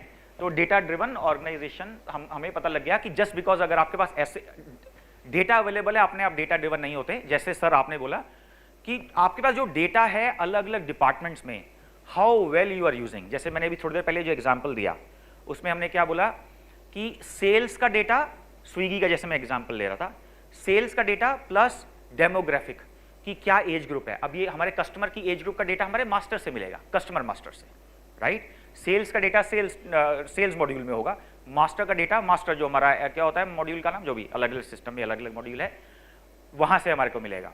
अगर हम ये देखना चाहते हैं कि हमारा जो हम सेल कर रहे हैं उस सेल के लिए हमारे को ऑफर्स एंड कूपन्स देने चाहिए नहीं देने चाहिए। जब भी आप स्विगी या जोमेटो खोलते हो तो उसमें आता है ना अप्लाई कूपन, तो उसमें बड़े सारे ऑप्शंस आते हैं। आप देख लेना, आपको जो ऑप्शन आते हैं और आपके जो फ्रेंड को ऑप्शन आते हैं, प्रोबेबिलिटी इज वेरी हाई वो डिफरेंट होंगे, unless you both fall into the same demographic bucket. जैसे एज ग्रुप भी आपका सेम है, सैलरी भी ऑलमोस्ट सिमिलर है, आपका बाइंग पैटर्न भी सिमिलर है और आपके पास जो क्रेडिट कार्ड्स हैं वो भी सिमिलर है। ये 4-5 चीजों का कॉम्बिनेशन रहता है, so that makes the companies data driven. चलिए जो और क्या है, प्रॉब्लम सॉल्विंग हमने देख लिया। हाँ, स्मैक, एनीबडी नो स्मैक? नहीं। जो आज की डेट में जो भी न्यू एज ऑर्गेनाइजेशंस हैं, वो new age organizations when they want to be driven based on data, और डेटा पे क्यों ड्रिवन होना चाहते हैं? क्योंकि they want to solve a problem. Any data driven organization is what trying to do what? Solve customers problem, and to solve that customer problem quickly and on scale, the new age organizations are using SMAC. SMAC is basically combination of 4 things. First is social. Social means social media. They are reaching you. Example बताता हूँ, I don't know आपने experience किया नहीं किया है। Instagram पे मुझे आजकल इतनी ऐड आती है ट्राउजर्स के ब्रांड्स की, नए नए ट्राउजर जिनका मैंने नाम ही नहीं सुना। जैसे एक नया ब्रांड आया हरफुन, पता नहीं इसको प्रोनाउंस कैसे करते हैं, HARFUN, ट्राउजर्स एंड शर्ट्स। ऐसे बहुत सारे ब्रांड्स हैं जिनकी ऐड आने लगी है। हो सकता है वो स्टार्टअप भी कल ही खुला है, लेकिन the way they have targeted कि राजीव इस तरीके की चीज खरीदता है, शर्ट्स खरीदता है, इस तरह के मटेरियल के फैब्रिक के ट्राउजर खरीदता है, तो मुझे ऐड आई। How many of you got the ad of that brand HARFUN? 1 2, but are you seeing not everybody got it, but जितने भी एटलीस्ट मेंस यहां पर बैठे हैं ट्राउजर्स तो पहनते हैं, सारे पजामा तो पहनते नहीं, लेकिन आप सबको ऐड नहीं आई। Customisation, targeted advertising. टारगेटेड से फायदा क्या है? उसका खर्चा बचा। उसके एनालिसिस को के बेसिस पे उसको लगा कि आप खरीदने नहीं वाले हो उसकी ट्राउजर, तो उसने आपको ऐड नहीं दिखाई, क्योंकि ऐड दिखाने का खर्चा होता है। It varies time of the day, बहुत सारे क्राइटेरियाज हैं। 1 रुपए से लेकर 100 रुपए तक देना पड़ सकता है, डिपेंडिंग ऑन वो लाइक्स के बेसिस पे है, लीड के बेसिस पे है कि सेल के बेसिस पे है, बहुत क्राइटेरियाज है। तो सबसे पहला है सोशल, यानी new age organizations are going social. Social mean social media से आपको रीच कर रहे हैं। एम इज मोबाइल, उनको पता है सेल अगर बढ़ानी है तो अपना माल मोबाइल पे अवेलेबल होना चाहिए। क्यों मोबाइल पे? लैपटॉप में क्या प्रॉब्लम है? Not net that much accessible. Suppose अगर मैंने अभी आपको कोई बुक रिकमेंड करी, अगर Amazon और फ्लिपकार्ट खाली लैपटॉप पे अवेलेबल होते तो सेल कम हो जाती, लेकिन मैंने जैसी अभी बुक रिकमेंड करी, आधे में आप में से आधे Amazon खोल लेंगे या फ्लिपकार्ट खोल लेंगे और बुक ऑर्डर कर देंगे, करेक्ट ना, तो सेल बढ़ गई। तो मोबाइल, उससे फायदा क्या है, आप चाहे बस में बैठे हो, टैक्सी में बैठे हो, ट्रेन में बैठे हो, फ्लाइट छोड़ दो, कहीं भी बैठे हो, इमीडिएटली ऑर्डर किया जा सकता है, हेंस सेल बढ़ जाएगी। That's why M mobile. ए क्या है, एनालिटिक्स। एनालिटिक्स क्यों करना है, for the reasons we are discussing for last 1 hour. Analysis करोगे तो या तो रेवेन्यू बढ़ेगा या खर्चा कम होगा, दोनों में से एक तरफ फोकस होता है हमारा एनालिसिस। तीसरा कुछ नहीं कि एनालिसिस इसलिए कर रहे हैं क्योंकि कॉन्फ्रेंस, हाँ मजा आ रहा है क्योंकि कॉन्फ्रेंस में सबने बोला एनालिसिस करेंगे तो मैंने भी कर दिया, उसके लिए नहीं। प्रॉब्लम सॉल्विंग, और बिजनेस में 2 ही प्रॉब्लम सॉल्विंग है, या तो टॉप लाइन बढ़ाओ या खर्चे कम करो, एनालिसिस। और लास्ट है क्लाउड। क्लाउड क्यों, क्लाउड क्यों चाहिए, डेटा स्टोरेज। बट यहां तो गर्मी इतनी है, क्लाउड तो ऊपर है नहीं, यहां पर आपने क्लाउड का सब्सक्रिप्शन ले भी लिया तो क्या फायदा है, क्लाउड तो अभी बैंगलोर पे है, आप डेटा कैसे एक्सेस करोगे। हाँ जी, आप नहीं, बैंगलोर से डेटा आएगा, फिर तो क्लाउड तो उधर है, easy access. Absolutely, real time update, cost efficient, easy access and unlimited space. आपको स्पेस ज्यादा चाहिए, आपको कोई सर्वर खरीदना ही नहीं है, आप बस उस अपने जो भी वेंडर है उसे कांटेक्ट करो, उसको बोलो मेरा स्पेस बढ़ा दे, उसको तो अपनी फीस से ही मतलब है, आप और उसको फोन करके या जो भी है ईमेल डाल के फ्यू मिनट्स में आपकी स्पेस बढ़ जाएगी। And speed of processing, cloud is the future. अच्छा, अगर आपने खुद का सर्वर लिया तो आपको एक छोटा सा आईटी मैनेजर भी चाहिए, छोटा बड़ा डिपेंडिंग ऑन आपकी कितनी बड़ी कंपनी है, क्योंकि सर्वर लिया तो उसका मैनेज भी तो करना पड़ेगा, उसमें पैचेस प्रॉपर लग रहे हैं नहीं लग रहे हैं, उसकी सिक्योरिटी प्रॉपर है नहीं है, उसका एंटीवायरस है नहीं है, इतने चैलेंजेस, कुछ नहीं चाहिए, क्लाउड, सब कुछ क्लाउड में। और new age organizations want to be agile. Agile means जैसे ही कस्टमर की प्रॉब्लम चेंज हुई हम भी चेंज हो जाएं। कल को सपोज मान लेते हैं ऐसा एक्सट्रीम सिचुएशन हो गई कि लोगों ने ट्राउजर पहननी बंद कर दी और कहा कि अब तो हम शॉर्ट्स ही पहनेंगे पूरी दुनिया में, लेकिन अगर किसी कंपनी ने ऐसी मशीन खरीद ली जो मशीन से बनती ट्राउजर हैं तो उसका तो कैपेक्स वेस्ट हो गया। तो they want to be agile. जैसे ओला उबर अपनी खुद की टैक्सी है ही नहीं, कल को कोविड आया तो नुकसान उनका हुआ ही नहीं ज़्यादा, मतलब ठीक है रेवेन्यू लॉस हुआ बट उनका नुकसान ज़्यादा नहीं हुआ, किसका, वो जिसकी गाड़ी थी, जिसका कैपेक्स था।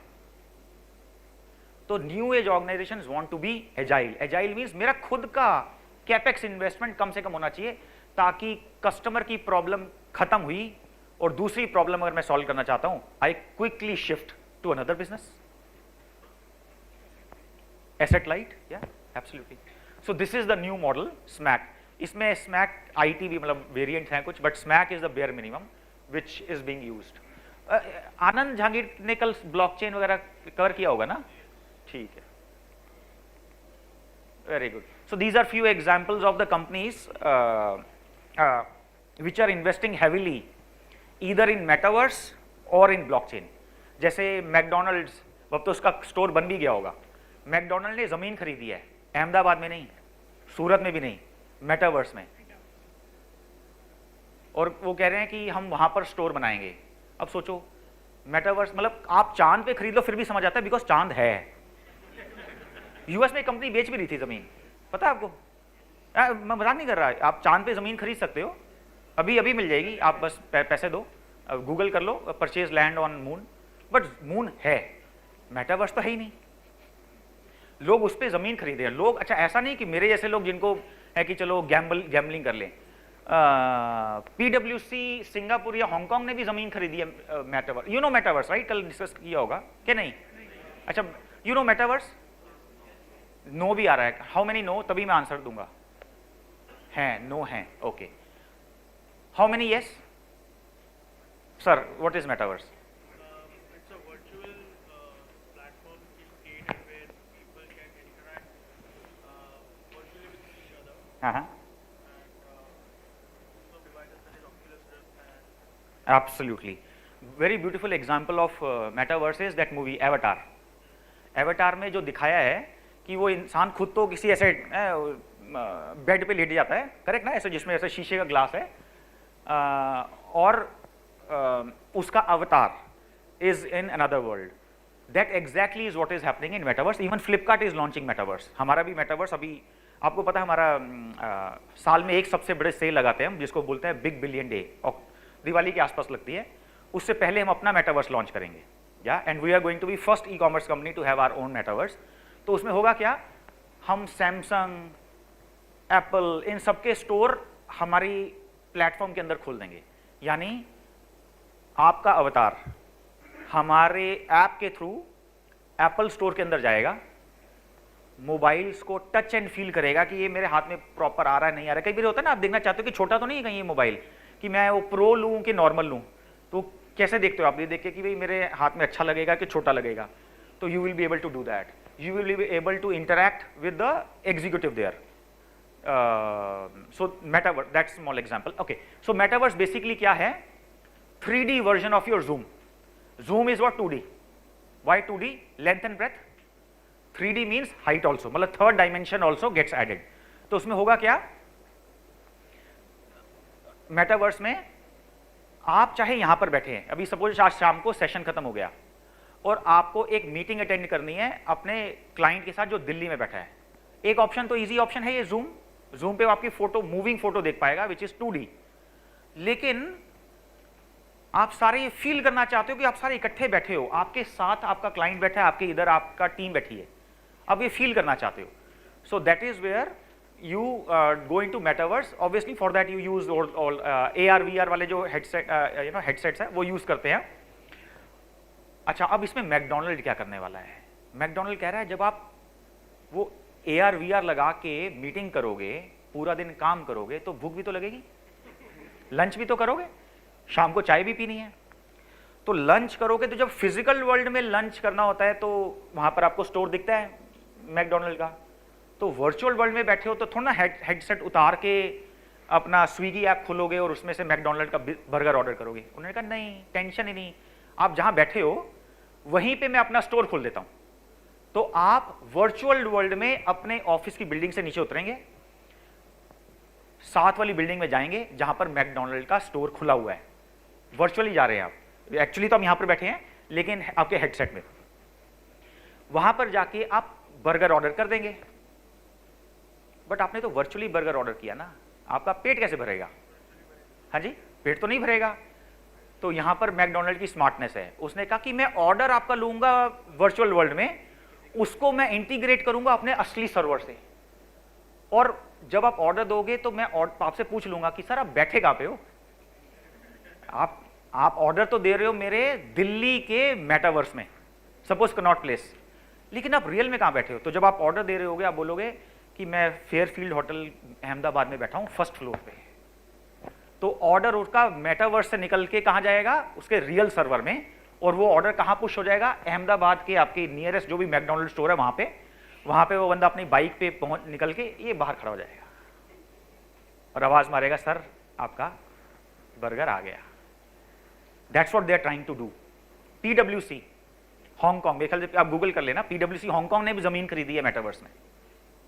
वो कह रहे हैं कि हम अपना ऑफिस बनाएंगे, क्योंकि जब आप बिजनेस मीटिंग करोगे तो बिजनेस में प्रॉब्लम्स ही तो आएंगी, प्रॉब्लम आएंगी तो रिस्क कंसल्टेंट होने चाहिए। तो रिस्क कंसल्टेंट से मिलने के लिए आप AR VR क्यों उतारोगे? आप जब वर्चुअल वर्ल्ड में हो वहीं से उसी वर्ल्ड में आके 7 वाली बिल्डिंग में हम बैठे होंगे, आप हमारे से मिल लो वहां पर आके, हमारा ऑफिस है वहां पर ready. So that's how the world is changing. या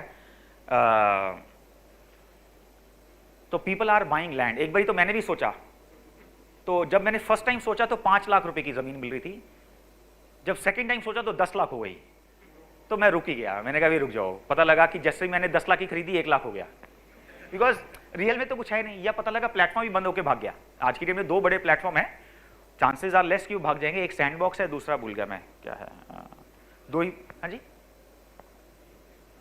2 है ना, एक सैंडबॉक्स है, 2 ही फेमस हैं, अभी नाम याद आ गया, वो इजी है, वो तो गूगल कर लेंगे आप। सो हाँ जी सर,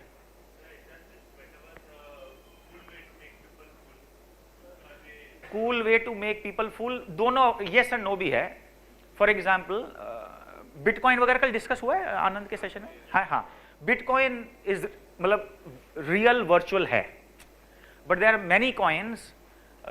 जब मैं लास्ट टाइम इन्वेस्ट करता था, मैंने मतलब कुछ टाइम पहले तक मैं भी इन्वेस्ट करता था बिटकॉइंस में, not bitcoin, I mean this cryptos में, तो उस टाइम पे 21,000 तरीके के क्रिप्टो करेंसीज अवेलेबल थे। फॉर्चुनेटली मैंने टॉप 100 में ही इन्वेस्ट किया था। उसमें जो टॉप 10 था उस टाइम पे, नाम भूल गया मैं उसका, उसमें मेरी काफ़ी सिग्निफिकेंट इन्वेस्टमेंट थी, वो खत्म हो गया एक ही दिन में। कौन सा था? Terra Luna.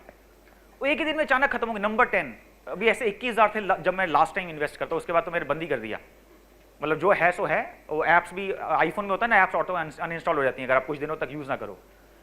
तो पता नहीं उसमें मेरा कितना पैसा बचा है नहीं बचा है, but the point is bitcoin कहीं नहीं जाएगा।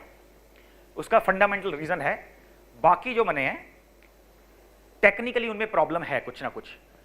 तो अगर उनके फाउंडर्स की इंटेंशन सही है और सही रही आज भी और कल भी, तो आपका पैसा है, अदरवाइज वो निकल जाएंगे कहीं ना कहीं, तो ऐसी कोई टेंशन नहीं है। तो अगर आप इन्वेस्ट करना चाहें बहुत लिमिटेड करना, 2-3-5% से ऊपर मत करना of your total portfolio, just to take some मजा। उससे ऊपर जाओगे तो आपका मजा हो जाएगा। ठीक है जी। So this quick video is on deep fake cover हुआ कल आपका किसी सेशन में? हो गया ये वीडियो देखा ऐसा कुछ नहीं? अच्छा ओके, चलिए इसको 1 मिनट का वीडियो देखते हैं इसको। I am not Morgan Freeman, and what you see is not real. Well, at least in contemporary terms, it is not. What if I were to tell you that I am not even a human being? Would you believe me? What is your perception of reality? Is it the ability to capture, process, and make sense of the information our senses receive? If you can see, hear, taste, or smell something, does that make it real? Or is it simply the ability to feel? I would like to welcome you to the era of synthetic reality. Now, what do you see?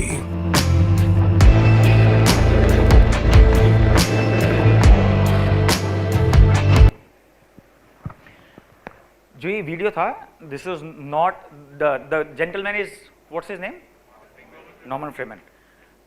इनकी बहुत आपने movies देखी होंगी, but this video is not real. ऐसे ही आपने वो हमारा कौन है,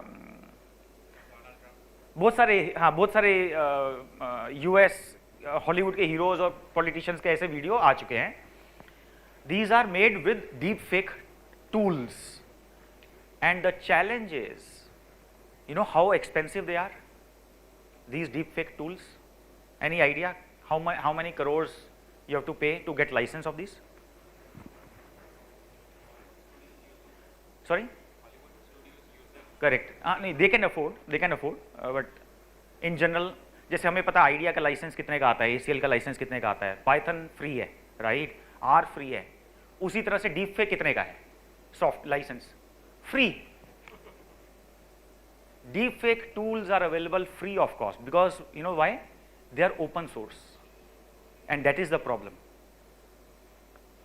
कोई भी Udemy से कोर्स कर लेता है, नॉट डेटा साइंस का, डीप फेक का। Udemy हो गया, ऐसे बड़े सारे प्लेटफॉर्म्स हैं, and then they misuse. Yeah, what comes to your knowledge is only about Norman Freeman हो गया या अपना ट्रम्प हो गया, but there are many people who are misusing this technology. अच्छा, डीप फेक बनता कैसे है? ये तो हम पहले भी होता था, नीचे बॉडी राजीव गुप्ता की, मुंडी किसी और की, नहीं, ये तो पहले भी कट एंड पेस्ट तो पहले भी होता था। तो डीप फेक कैसे डिफरेंट है? Any idea?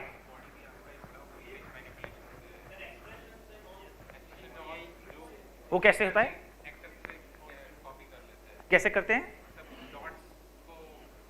Correct, you are right. तो क्या होता है, ये उसी चीज का या उसी लिविंग बीइंग का हो सकता है जिसकी बहुत सारी फोटोज अवेलेबल है या बहुत सारे वीडियोज अवेलेबल है, और वो अलग अलग साइट्स होने चाहिए, ऐसे सारे पोजेस। क्यों? क्योंकि जब आप बोलते हो तब आपका हेड भी थोड़ा हिलता है, तो वो सारे अलग अलग एंगल से फोटो या वीडियो होने चाहिए। जितने ज्यादा उतनी ज्यादा क्लियर, उतनी ज्यादा डिफिकल्ट से डिटेक्ट होने वाली डीप फेक बनेगी। और होता क्या है, असली में वो जो वीडियो बना रहा है वो कोई और बना रहा है, हो सकता है मैं बना रहा हूं, तो बोल मैं रहा हूं, और मेरे एक्चुअल वीडियो को उस आदमी के, सपोज नॉर्मन फ्रीमैन पे अगर इम्पोज करना है, इसके हम इंटरनेट से जितने भी वीडियोज है, जितने भी फोटोज हम डाउनलोड कर सकते हैं कर लेंगे, इस टूल में डालेंगे और वो मिक्स करके, बोल असली में मैं रहूंगा, मिक्स करके ऐसा वीडियो बनाएगा। एंड ऑब्वियसली डिपेंड्स अपॉन कितने अच्छे फोटोज या वीडियोज असली में नॉर्मन के हमने डाले थे, उसके बेसिस पे ये डीप फेक वीडियो बन जाता है। And this is the actual recording of how this was made. I am not Morgan Freeman, and what you see is not real. Well, at least in contemporary terms, it is not. What if I were to tell you that I am not even a human being? Would you believe me? What is your perception of reality? Is it the ability to capture, process, and make sense of the information our senses receive? If you can see, hear, taste, or smell something, does that make it real?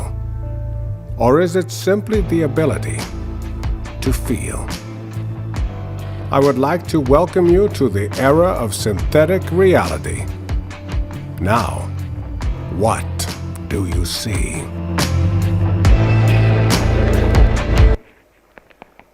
ठीक है जी, so the person on the bottom part of the video, he is the one जिसका actual video बनाया गया था, and it was superimposed with this deep fake tools to make the other video. It is scary, as I said, because it is open source and many people have already started misusing it, even in the corporate world. उसके भी कुछ एक examples real case, live real cases हैं. अभी एक हैदराबाद में हुआ था कुछ टाइम पहले हुआ, एक अभी जर्मनी में हुआ है. वहाँ पर डीप फेक वीडियो नहीं, डीप फेक ऑडियो बनाया गया, या और ऑडियो भी कैसा live. So someone called the CEO of a company in Germany pretending that he is the group CEO, कि ग्रुप CEO फोन कर रहा है जर्मनी के CEO को and asked him कि ये फलाना फलाना जो वेंडर है, and you can find it on Google, ये फलाना फलाना वेंडर, इसको जो पेमेंट हमारी ड्यू है वो क्विकली कर दो फॉर XYZ रीजंस. अभी जो CEO है उसने ध्यान नहीं दिया कि किस नंबर से फोन आया, कहाँ से आया, बट आवाज, बात करने का तरीका exactly of his group CEO. और उस जो जर्मनी का जो CEO है उसने अपनी टीम को, जो अकाउंट्स पेबल टीम है, उनको रिक्वेस्ट डाल दी कि भाई तुम इस वेंडर की पेमेंट निकाल दो. पकड़ा ये कहां गया, जब 2 या 3 दिन बाद इस नकली ग्रुप CEO ने दोबारा फोन किया और बोला थैंक यू सो मच, उस वेंडर की पेमेंट होगी, अभी जो दूसरा जो फलाना वेंडर है इसकी भी पेमेंट काफी टाइम सेट हुई है, इसकी भी रिलीज करवाओ.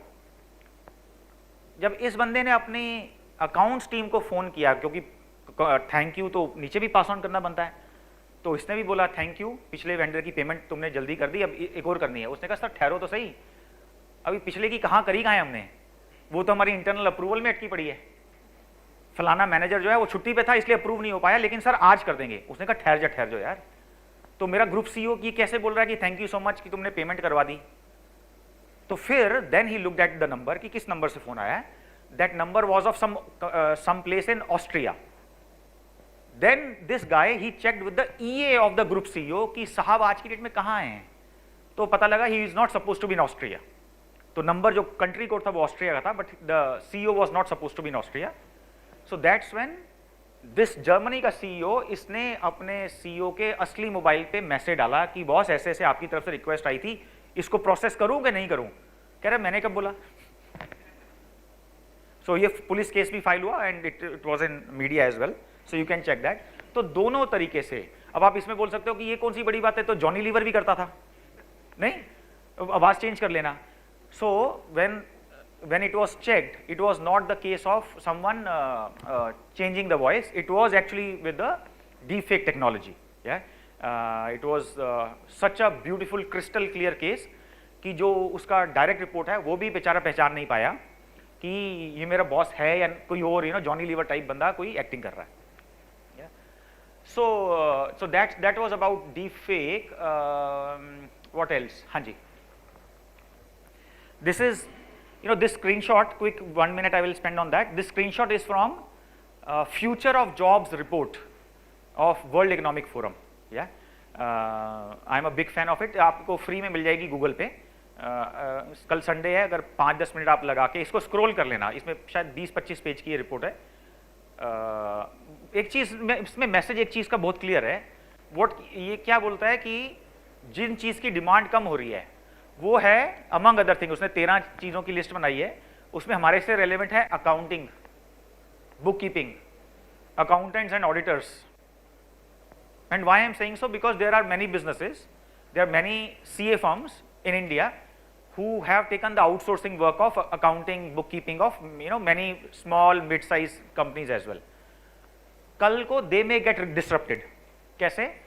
कोई एक स्टार्टअप आ सकती है जो बोले या मेरा टूल ही ले लो या मेरा बॉट ले लो, ये मेरा बॉट ही कर देगा, आपको किसी CA फर्म को देने की क्या जरूरत है।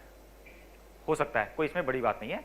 तो इसकी जो है डिमांड, इसका प्रीमियम बढ़ रहा है, डिमांड है, प्रीमियम कम हो रहा है। क्यों? क्योंकि अगर आप नहीं करोगे तो कोई और कर लेगा। स्पेशल स्किल सेट नहीं चाहिए इसमें, या लेकिन किस चीज का प्रीमियम बढ़ रहा है? प्रीमियम बढ़ रहा है, अच्छा आपने उधर देखा नंबर 11 पे जिसका प्रीमियम कम हो रहा है उसमें फाइनेंशियल एनालिस्ट भी है। जबकि आप सोच रहे होगे यार जैसे जैसे लोगों के पास पैसा बढ़ रहा है फाइनेंशियल एनालिस्ट तो ज्यादा चाहिए ना, क्योंकि एडवाइस भी तो चाहिए। हर कोई थोड़ा बैंक एफडी बनाएगा, हम बैंक की एफडी में थोड़ा पूरा पैसा से पूरी सेविंग डालेंगे। पैसा कहाँ डालें? म्यूचुअल फंड में डालें कि रियल एस्टेट में डालें कि बिटकॉइन में डालें? कोई सलाह देने के लिए होना चाहिए। वो कौन देगा? फाइनेंशियल एनालिस्ट देगा। बट वर्ल्ड इकोनॉमिक फोरम तो गलत बोल रहा है, वो बोल रहा है कि फाइनेंशियल एनालिस्ट का प्रीमियम कम हो रहा है। ऐसा क्यों बोल सकता है वो? हाँ जी, क्यों बोल सकता है? हाँ जी सर, वो काम तो डेटा एनालिस्ट भी कर सकता है। सही है सर, और बताइए एक और शार्प रीजन सर। वन ये sir,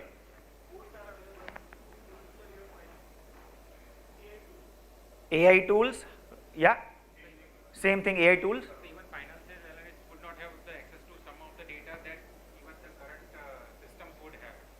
So Okay. They are in a better position to give you finer advice than the financial analysts would have. नहीं, सिस्टम के पास डेटा एक्स्ट्रा नहीं आ सकता, और डेटा तो किसी को देना ही पड़ेगा, है ना। ये रीजंस मोर क्लोजर हैं।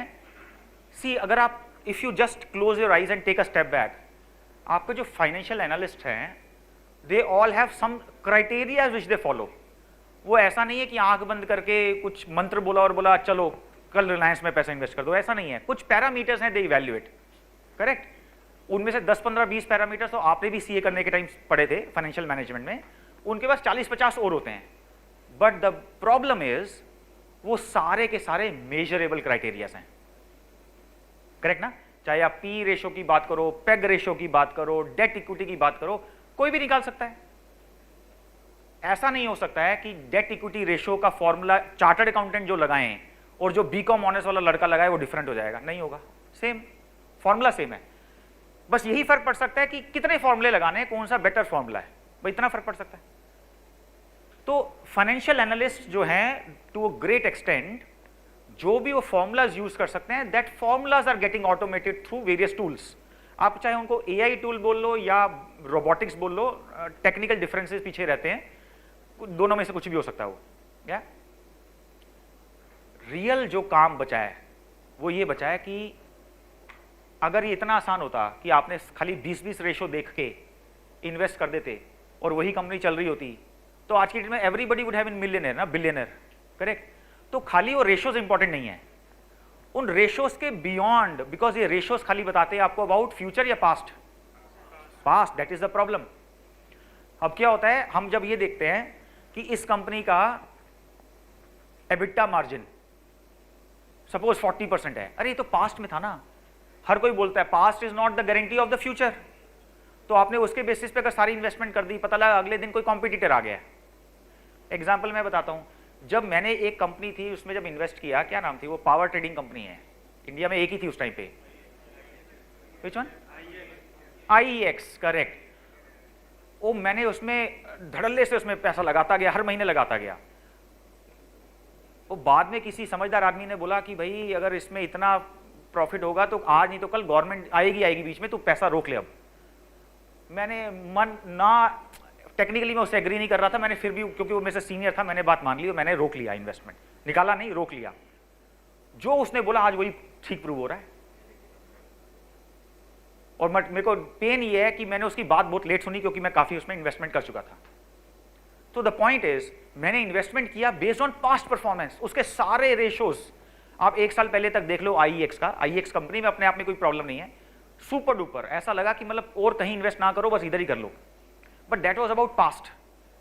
आपको ये भी देखना पड़ेगा कि कोई भी एक बिजनेस है उसके चलने में गवर्नमेंट बहुत बड़ा रोल प्ले करता है, उसके फ्यूचर में कॉम्पिटिटर्स बहुत बड़ा रोल प्ले करते हैं,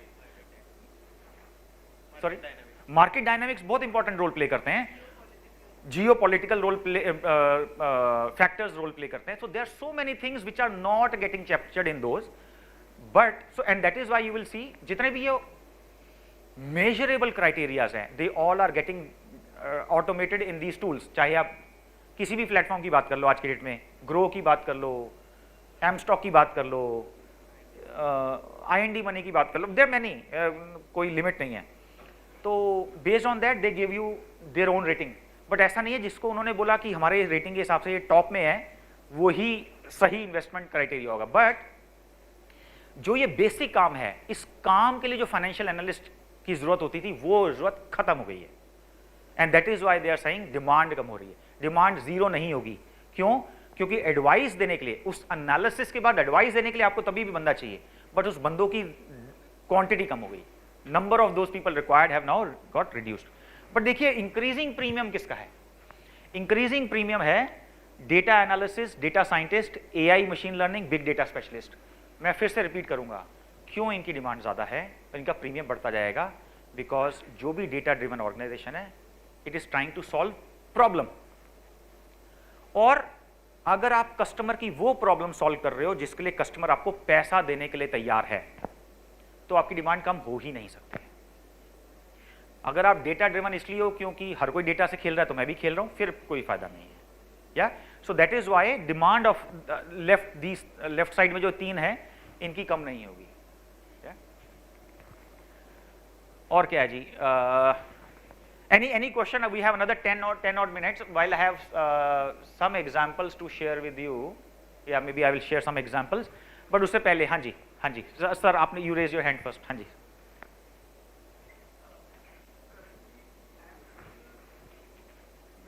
आप सर माइक ले लीजिए। हाँ जी। Currently, I am into a traditional practice, and I am having a mid-size firm, or I can say small-size firm.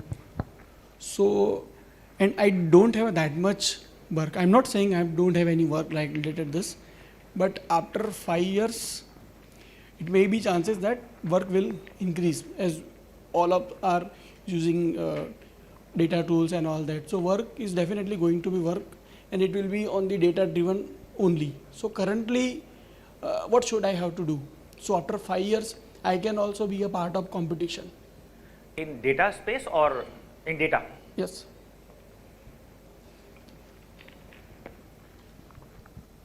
कल I was having this discussion, very relevant question. तो आप question समझ गए ना everybody, कि ये तो हम हर किसी से सुन रहे हैं कि डेटा साइंस, डेटा एनालिसिस में बहुत स्कोप है, लेकिन हम स्टार्ट कैसे करें? यही क्वेश्चन है आपका।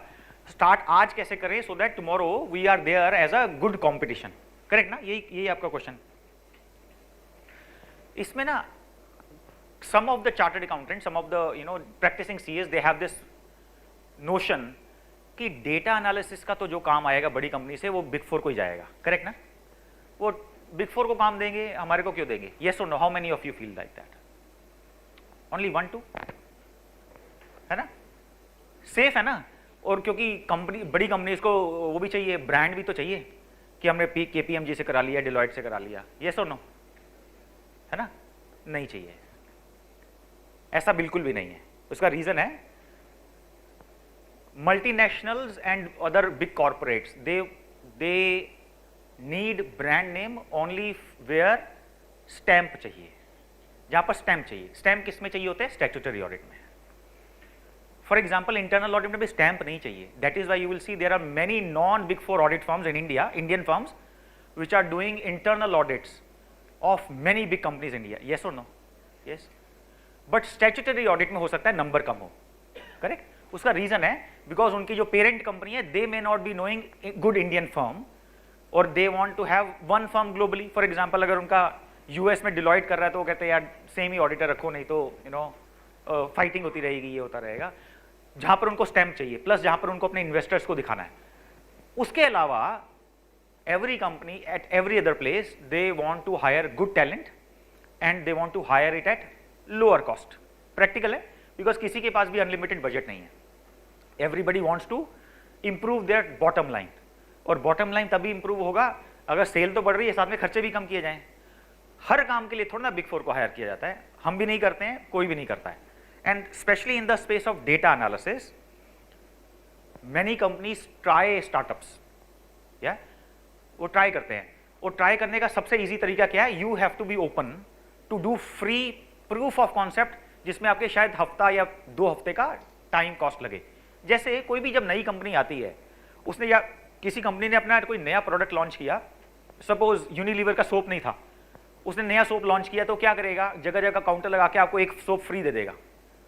इट्स अ कॉस्ट ना, but they are doing advertisement, they are showing कि हमारा soap is worth your money, या तो they are giving one free sample. तो what many startups in the space of data science what they are doing, they are saying आपको doubt है कि मैं deliver कर पाऊंगा नहीं कर पाऊंगा, करेक्ट, क्योंकि आपने इनका काम नहीं देखा है।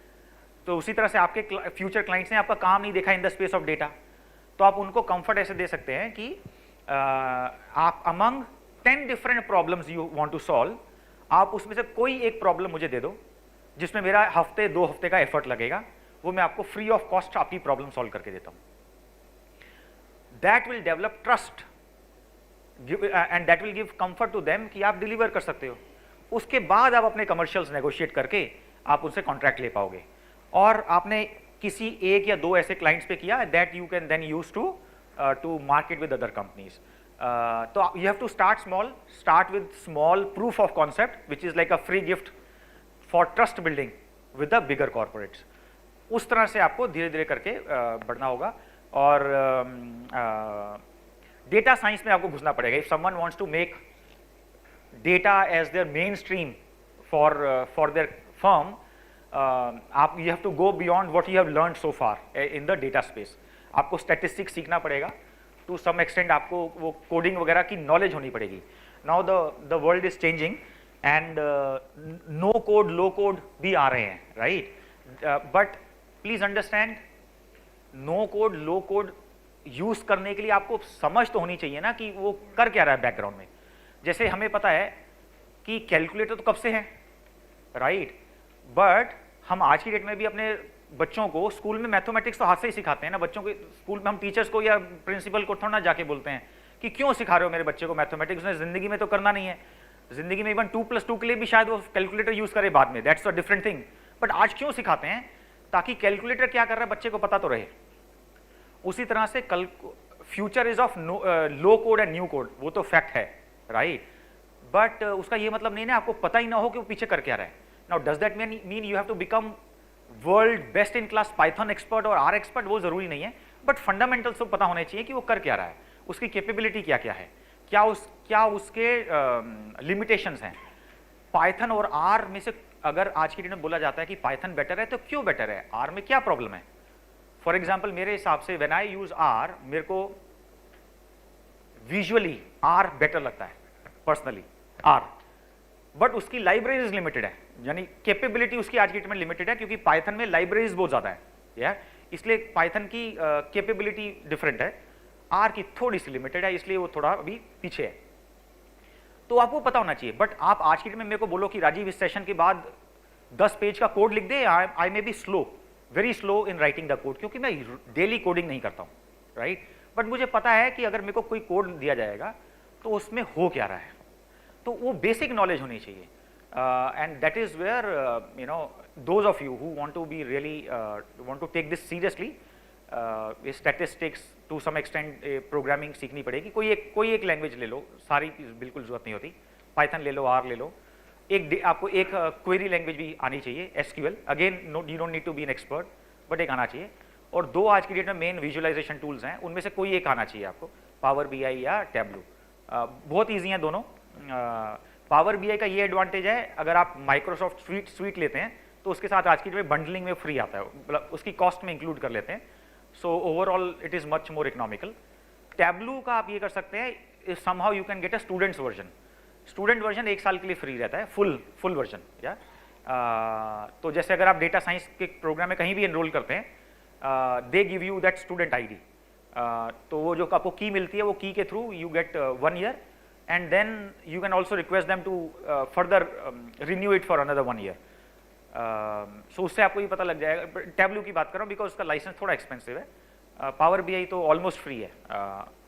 पावर बीआई का विजुअल थोड़ा सा कम अट्रैक्टिव है as compare to Tableau, but अगर फ्री में मिल रहा है तो नो प्रॉब्लम। एंड इट ऐसा नहीं है कि Tableau is 100 and Power BI is 40, no, इतना डिफरेंस नहीं है, थोड़ा डिफरेंस है, but you know Power BI also can be a good starting point for you, या दैट वे। एक क्वेश्चन ये था, हाँ जी सर, इधर था एक और क्वेश्चन था ना, आप में से किसी का था क्वेश्चन? अच्छा आपका था, हाँ जी। हेलो। सो सर एक प्रॉब्लम है कि लाइक ठीक है, we have SAP ERP and then we have हमने SQL इम्प्लीमेंट किया एंड देन SAP के टेबल से डेटा को Power BI में विजुअलाइज कर दिया। Now the two challenge we have, one is like false positive and user wants to put remarks in the collaborative approach and not only one way approach. Now in Power BI for us is a problem is one way approach. Second thing is false positive, the exception volume is high. So how to address these two things? बहुत अच्छा, बहुत practical problem है। Easy वाला पहले बात कर लेते हैं। टू वे अप्रोच, वो चाहे आप टैबलू ले लो, पावर बीआई ले लो, they are one way communication primarily, right. तो उसमें आई डोंट नो कि आप कमेंट्स वगैरह डाल के क्या एडवांटेज ले पाओगे, ऐसा कैपेबिलिटी है भी नहीं है, मैंने नहीं देखा है, तो मेरे हिसाब से वन वे ही है। It is more about giving visual representation of whether it is exceptions, whether it is red flag और इट इज़ स्टैटिस्टिक्स, व्हाटएवर। तो दैट्स वन। उसके लिए आपको नहीं, अगर आप रिमार्क्स चाहते हो तो आपको नॉर्मल जो GRC टूल्स होते हैं ना, उनमें से कोई आपको लेना पड़ेगा, राइट। वो एक ऑफलाइन डिस्कस करते हैं। पहली बात, Power BI Tableau one way communication ही है। Yeah coming to your false positive, ये जब भी आप फर्स्ट टाइम कोडिंग करोगे ये होगा ही होगा। How much false positive you will have is dependent upon how closely you worked with the process owner. That is one important thing. आप प्रोसेस ओनर से के जितना क्लोजली काम करोगे, the quantum of false positive will be less, number one. Number two, ये इस पे depend करता है कि आप एनालिसिस किस चीज़ का कर रहे हैं। There are broadly, layman language में मैं बात करूँ, 3 तरीके के एनालिसिस हैं। एक है exact exceptions, for example duplicate vendor master, या उसमें अगर आप बोलें कि नाम सेम है, GST नंबर सेम है, पैन नंबर सेम है फॉर एग्जांपल, तो इट्स ऑलमोस्ट 100% की एग्जैक्ट एक्सेप्शन है। इसमें कोई दो राय हो ही नहीं सकती कि ये दो अलग आदमी है, नहीं हो सकता। सेकंड है, आप डुप्लीकेट, पोटेंशियल डुप्लीकेट निकालना चाह रहे हैं। फॉर एग्जांपल आप बोलते हैं कि सर हम क्या करेंगे, नेम पे डुप्लीकेट लगाएंगे, प्लस एड्रेस पे डुप्लीकेट लगाएंगे, प्लस पिन कोड पे डुप्लीकेट लगाएंगे। हाइपोथेटिकल सिनेरियो मानते हैं, फजी लॉजिक। इसमें हो सकता है ना कि सेम पिन कोड में 2 राजीव गुप्ता रहते हो, कोई बड़ी बात नहीं है, दोनों के स्पेलिंग भी सेम हो सकते हैं, या स्पेलिंग का डिफरेंट भी हो तो भी 2 अलग इंसान हो सकते हैं। ये हो गया एक theoretical example of red flag.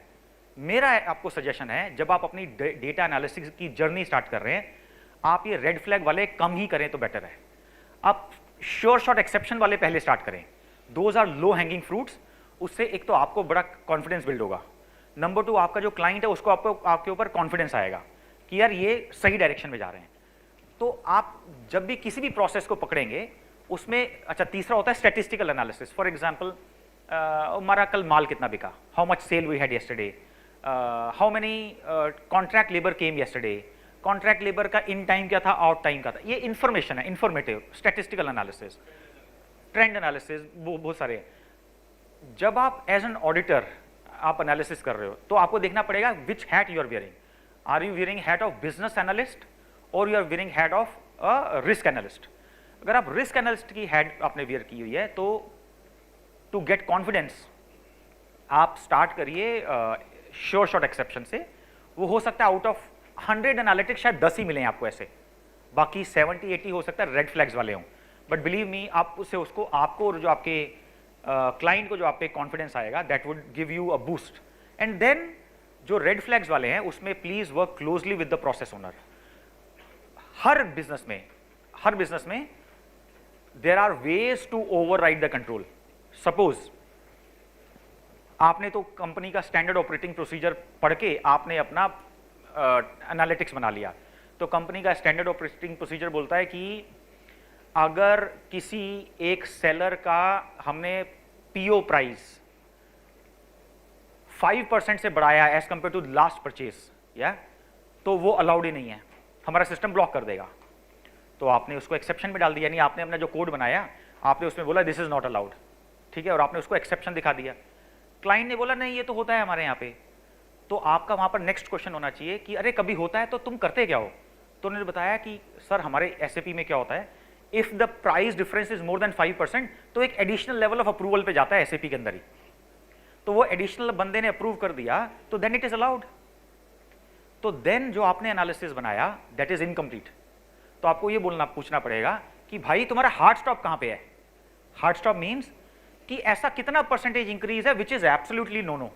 तो उन्होंने बोला 20%. कि सर 20% से ऊपर होगा तो किसी के पास भी अप्रूवल अथॉरिटी नहीं है. तो that 20% is then your exact exception, यानी any PO raise in the system beyond 20% वो तो श्योर शॉट एक्सेप्शन है. अब आप बोलोगे सर उसमें एक्सेप्शन आएगा ही नहीं क्योंकि आप प्रोसेस ओनर ने बोला कि ये तो अलाउड ही नहीं है, किसी के पास अप्रूवल अथॉरिटी नहीं है. तो आप जो एनालिसिस बोल रहे हो तो यूजलेस एनालिसिस है बिकॉज इसमें एक्सेप्शन ही नहीं आएगा. यस और नो, करेक्ट ना. तो क्यों बोल रहे हो, क्यों बता रहे हो ऐसा एनालिसिस करने के लिए. करेक्ट करेक्ट सर जी, चाहे आप एसएपी पे काम कर रहे हैं, ओरेकल पे कर रहे हैं, किसी पे भी कर रहे हैं, जरूरी नहीं है कि जो यूजर डिपार्टमेंट ने request the for the configuration और फॉर द कोडिंग वो सही, कंसिस्टेंट और परवेसिव मैनर में हर परमुटेशन कॉम्बिनेशन में लगाई गई, ये जरूरी नहीं है. आइए आप लिख लो. जब तक आप खुद चेक नहीं करोगे, for example the biggest misunderstanding people have, companies running on SAP they have is हमारे पास एसएपी है तो 3-वे मैच तो चल ही रहा होगा.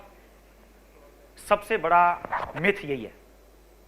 और अब आप बोलोगे नहीं सर आप गलत बोल रहे हो क्योंकि मैंने खुद ने टेस्टिंग करी थी एक सैंपल रन करके. है आप में से किसी ने कभी टेस्टिंग करी है एसएपी में 3-वे मैच? पास हो गया था आपका 3-वे मैच? थोड़ा थोड़ा पास हो गया था. ये थोड़ा भी इसलिए बोल रहे हैं क्योंकि मैंने चैलेंज किया अभी, वैसे तो पूरा पास हो गया था. वो थोड़ा इसलिए पास हुआ था, आपकी टेस्टिंग में जो पास हुआ आपकी टेस्टिंग में प्रॉब्लम नहीं थी, सिनेरियोस पूरे नहीं कवर किए होंगे. तो जब भी एसएपी इंप्लीमेंटेशन होता है there are many permutation combinations which have to be there. For example, bare minimum any company will have 3 combinations. पहला goods, first bucket, second bucket services. दोनों के 3-वे मैच की क्वालिटी में फर्क है. गुड्स के अंदर 2 वैरायटी है. वो गुड्स जो सेल करने के लिए हैं जिसको कंपनीज बोलती है कैटेगरी प्रोक्योरमेंट, मींस जो इनका मेन बिजनेस है. सेकंड वो goods which are for consumption, consumables, right. Suppose cold drinks खरीद ली, टी बैग्स खरीद लिए, milk powder, stationery, all this things, these are consumables, these are also goods, these are consumables. Companies को इस तरह के गुड्स पे जो कंट्रोल चाहिए, 3-वे मैच चाहिए, बहुत वीक चाहिए. बिकॉज कितना होगा अगर आउट ऑफ से 100 करोड़ का उन्होंने टोटल परचेज किया होगा तो मे बी शायद 1 करोड़ होगा शायद, right. So they don't want that stringent 3-वे match on these type of goods versus जो असली माल जो बेचते हैं जिसकी 80 करोड़ की 80% ऑफ प्रोक्योरमेंट जहां पर हो रही है. सिमिलरली सर्विसेज में जो 3-वे मैच होता है वो अलग होता है. तो बेयर मिनिमम 3 है लेकिन हर कंपनी में 20 से ज्यादा, सर नोट कर लीजिए, 20 से ज्यादा परमुटेशन कॉम्बिनेशन होते हैं 3-वे मैच के. तो जब भी आप उसका कॉन्फ़िगरेशन चेक करें सबसे पहले तो आप ये पता कर लें कि एक्चुअली हैं कितने कॉम्बिनेशंस, और हर कॉम्बिनेशन का एक सैंपल टेस्ट आपको करना पड़ेगा to get comfort on what, on the quality of implementation. उसके बाद अगर आपको वो कंफर्ट आ गया उसके बाद ये एनालिसिस नहीं चाहिए जो मैंने बोला है. करेक्ट करेक्ट रॉन्ग, फिर भी चाहिए. क्यों चाहिए मैडम, क्यों चाहिए? कैसे? You right, absolutely. Timing difference sir. Why? क्योंकि एसएपी तो कभी भी खोला जा सकता है. There is a T code, जो कोडर्स रहते हैं, जो डेवलपर्स हैं, उनको पता है कि 2 कॉन्फ़िगरेशन चेंज करेंगे तो कभी भी एसएपी का दरवाजा खुल सकता है. वो एसएपी का दरवाजा खोल के वो कॉन्फ़िगरेशन जो उन्होंने ये सेटिंग चेंज करी थी, जो सेटिंग करेक्ट कर रखी थी, उस सेटिंग को खराब कर देंगे. अपने जो परचेज ऑर्डर्स निकालने हैं, जो अपने जो जिनके साथ कोल्यूशन है उनका जो GRN करवाना है, इन्वॉइसिंग करानी है, वो करा के दोबारा वो उन्हीं 2 टी कोड से दरवाजा बंद कर दिया। और आप कब आओगे, साल में कितनी बारी आते हैं आप? 2 बार। 2 आपने बहुत अच्छा बोला, वैसे तो 1 बार ही होता है, चलो 2 बार भी आ गए तो आप साल में सिर्फ 2 ही दिन उसको चेक करेंगे। रिमेनिंग 363 डेज उसने कितनी बारी दरवाजा खोला, कितनी बारी दरवाजा बंद किया, आपको नहीं पता लगेगा। So just to summarise, many people have this notion कि अगर मैं केयरफुली नोट करना, अगर कोई ऑटोमेटेड कंट्रोल मेरे सिस्टम में चल रहा है और मैंने टेस्ट किया है तो उस केस में मुझे डेटा एनालिसिस नहीं चाहिए। ये रॉन्ग अंडरस्टैंडिंग है। डेटा एनालिसिस इसलिए चाहिए, जैसा आप लोगों ने बोला, आप जो कॉन्फ़िगरेशन चेक करते हैं, you always check on particular point in time on a particular day, you don't check it throughout the year. So it is your only your data analysis which gives you that comfort कि even at any time during the year अगर 1 minute के लिए भी किसी ने वो दरवाजा खोला होगा और उसमें से कुछ ट्रांजैक्शंस निकाल दी तो कौन पकड़ लेगा? आपका DA पकड़ लेगा और कोई नहीं पकड़ पाएगा। तो ये मिसअंडरस्टैंडिंग लोगों को रहती है, आप वो please make sure that you are safe from that. So we are done with the time. मैं क्वेश्चन ऑफलाइन लूँ कि अभी ले सकते हैं, बताइए। हाँ, कोई कैन टेक। अच्छा, हाँ जी सर।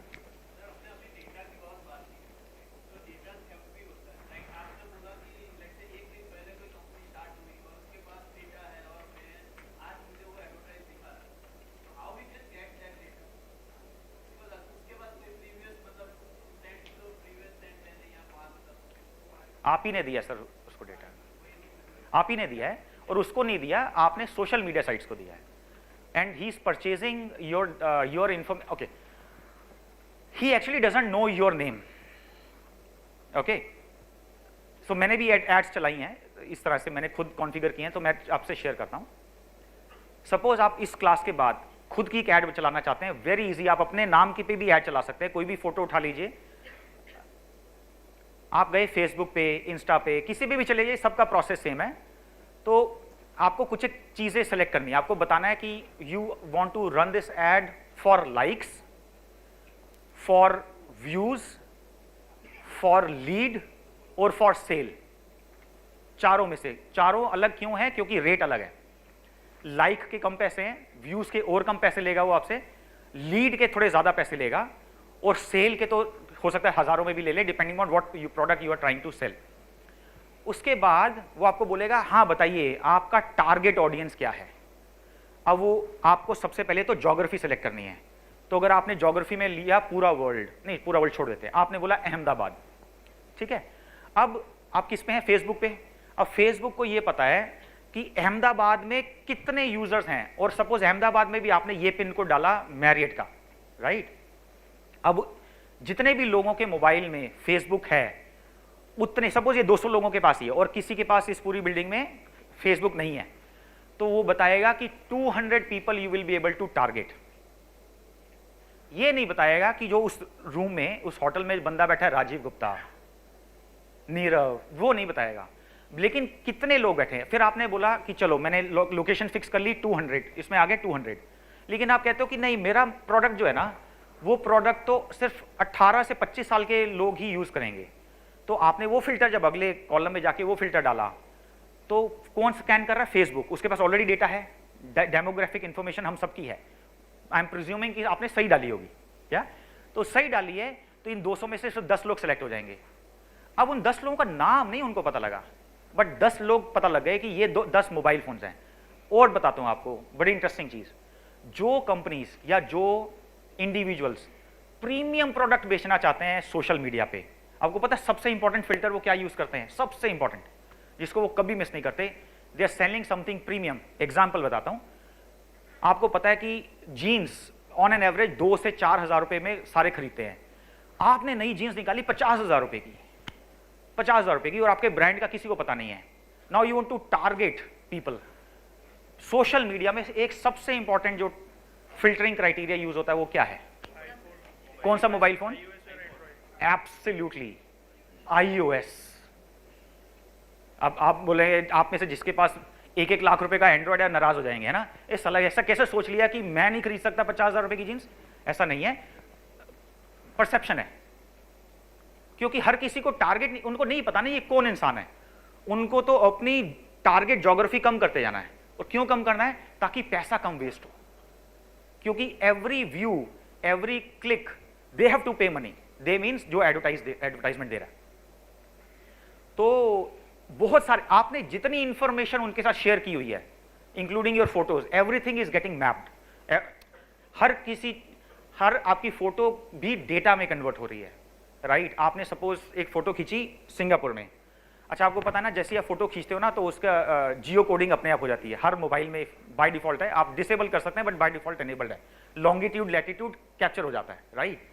और वही फोटो आपने डाल दी इंस्टाग्राम में, हाँ मैं तो सिंगापुर में बैठा हूँ। अब इंस्टाग्राम ने क्या ट्रैक कर लिया कि ये आदमी सिंगापुर जा चुका है, फिर आपने यूएस की डाली तो यूएस जा चुका है। कल को अगर उनको प्रोफाइलिंग करनी है, इंटरनेशनल ट्रैवलर, और मैंने कभी भी जिंदगी में इंस्टा में अपनी सपोज बाहर की फोटो नहीं डाली, तो उनको लगेगा तो डोमेस्टिक ही है, उनको लगेगा ये बंदा घूमता रहता है। तो अगर उनको कोई इंटरनेशनल पैकेज की ऐड दिखानी है तो किसको दिखाएंगे? आपको दिखाएंगे। उनको ये नहीं पता आप कौन हो, आपका नाम नहीं पता, आपका प्रोफेशन नहीं शायद नहीं, प्रोफेशन पता हो सकता है, आपने बताया होगा, तो प्रोफेशन के बेस पे टारगेटिंग हो जाएगी, बट ये नहीं पता लगेगा कि आपकी एक्चुअल आप क्या करते हैं क्या नहीं करते हैं, राइट? Does it help? ठीक है जी। So that's how you are providing data, उनके पास और कोई सोर्स नहीं है। लास्ट क्वेश्चन सर ये लेंगे आप। हाँ जी,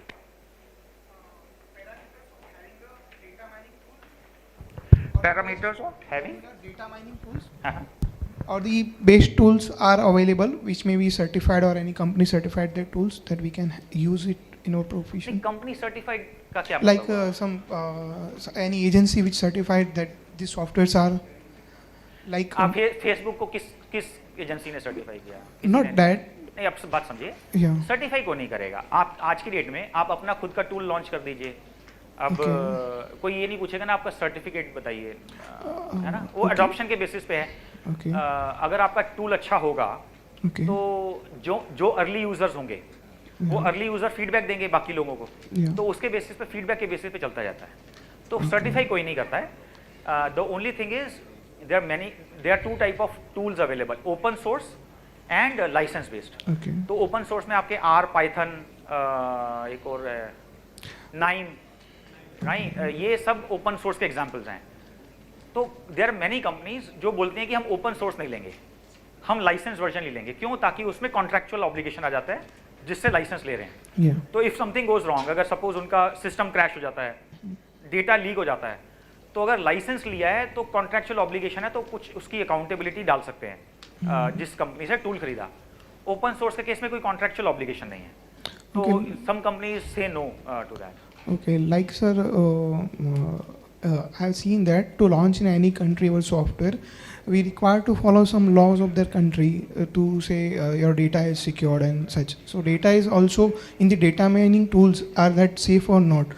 So I was just looking that anything which is do our government have that they need to have such kind of a certifications or anything based on that any company rely on that certificate. Suppose we got an assignment to work on that data mining process, and then we got a tool, not a language that we follow, but any ready-made tools that we use to complete that assignment.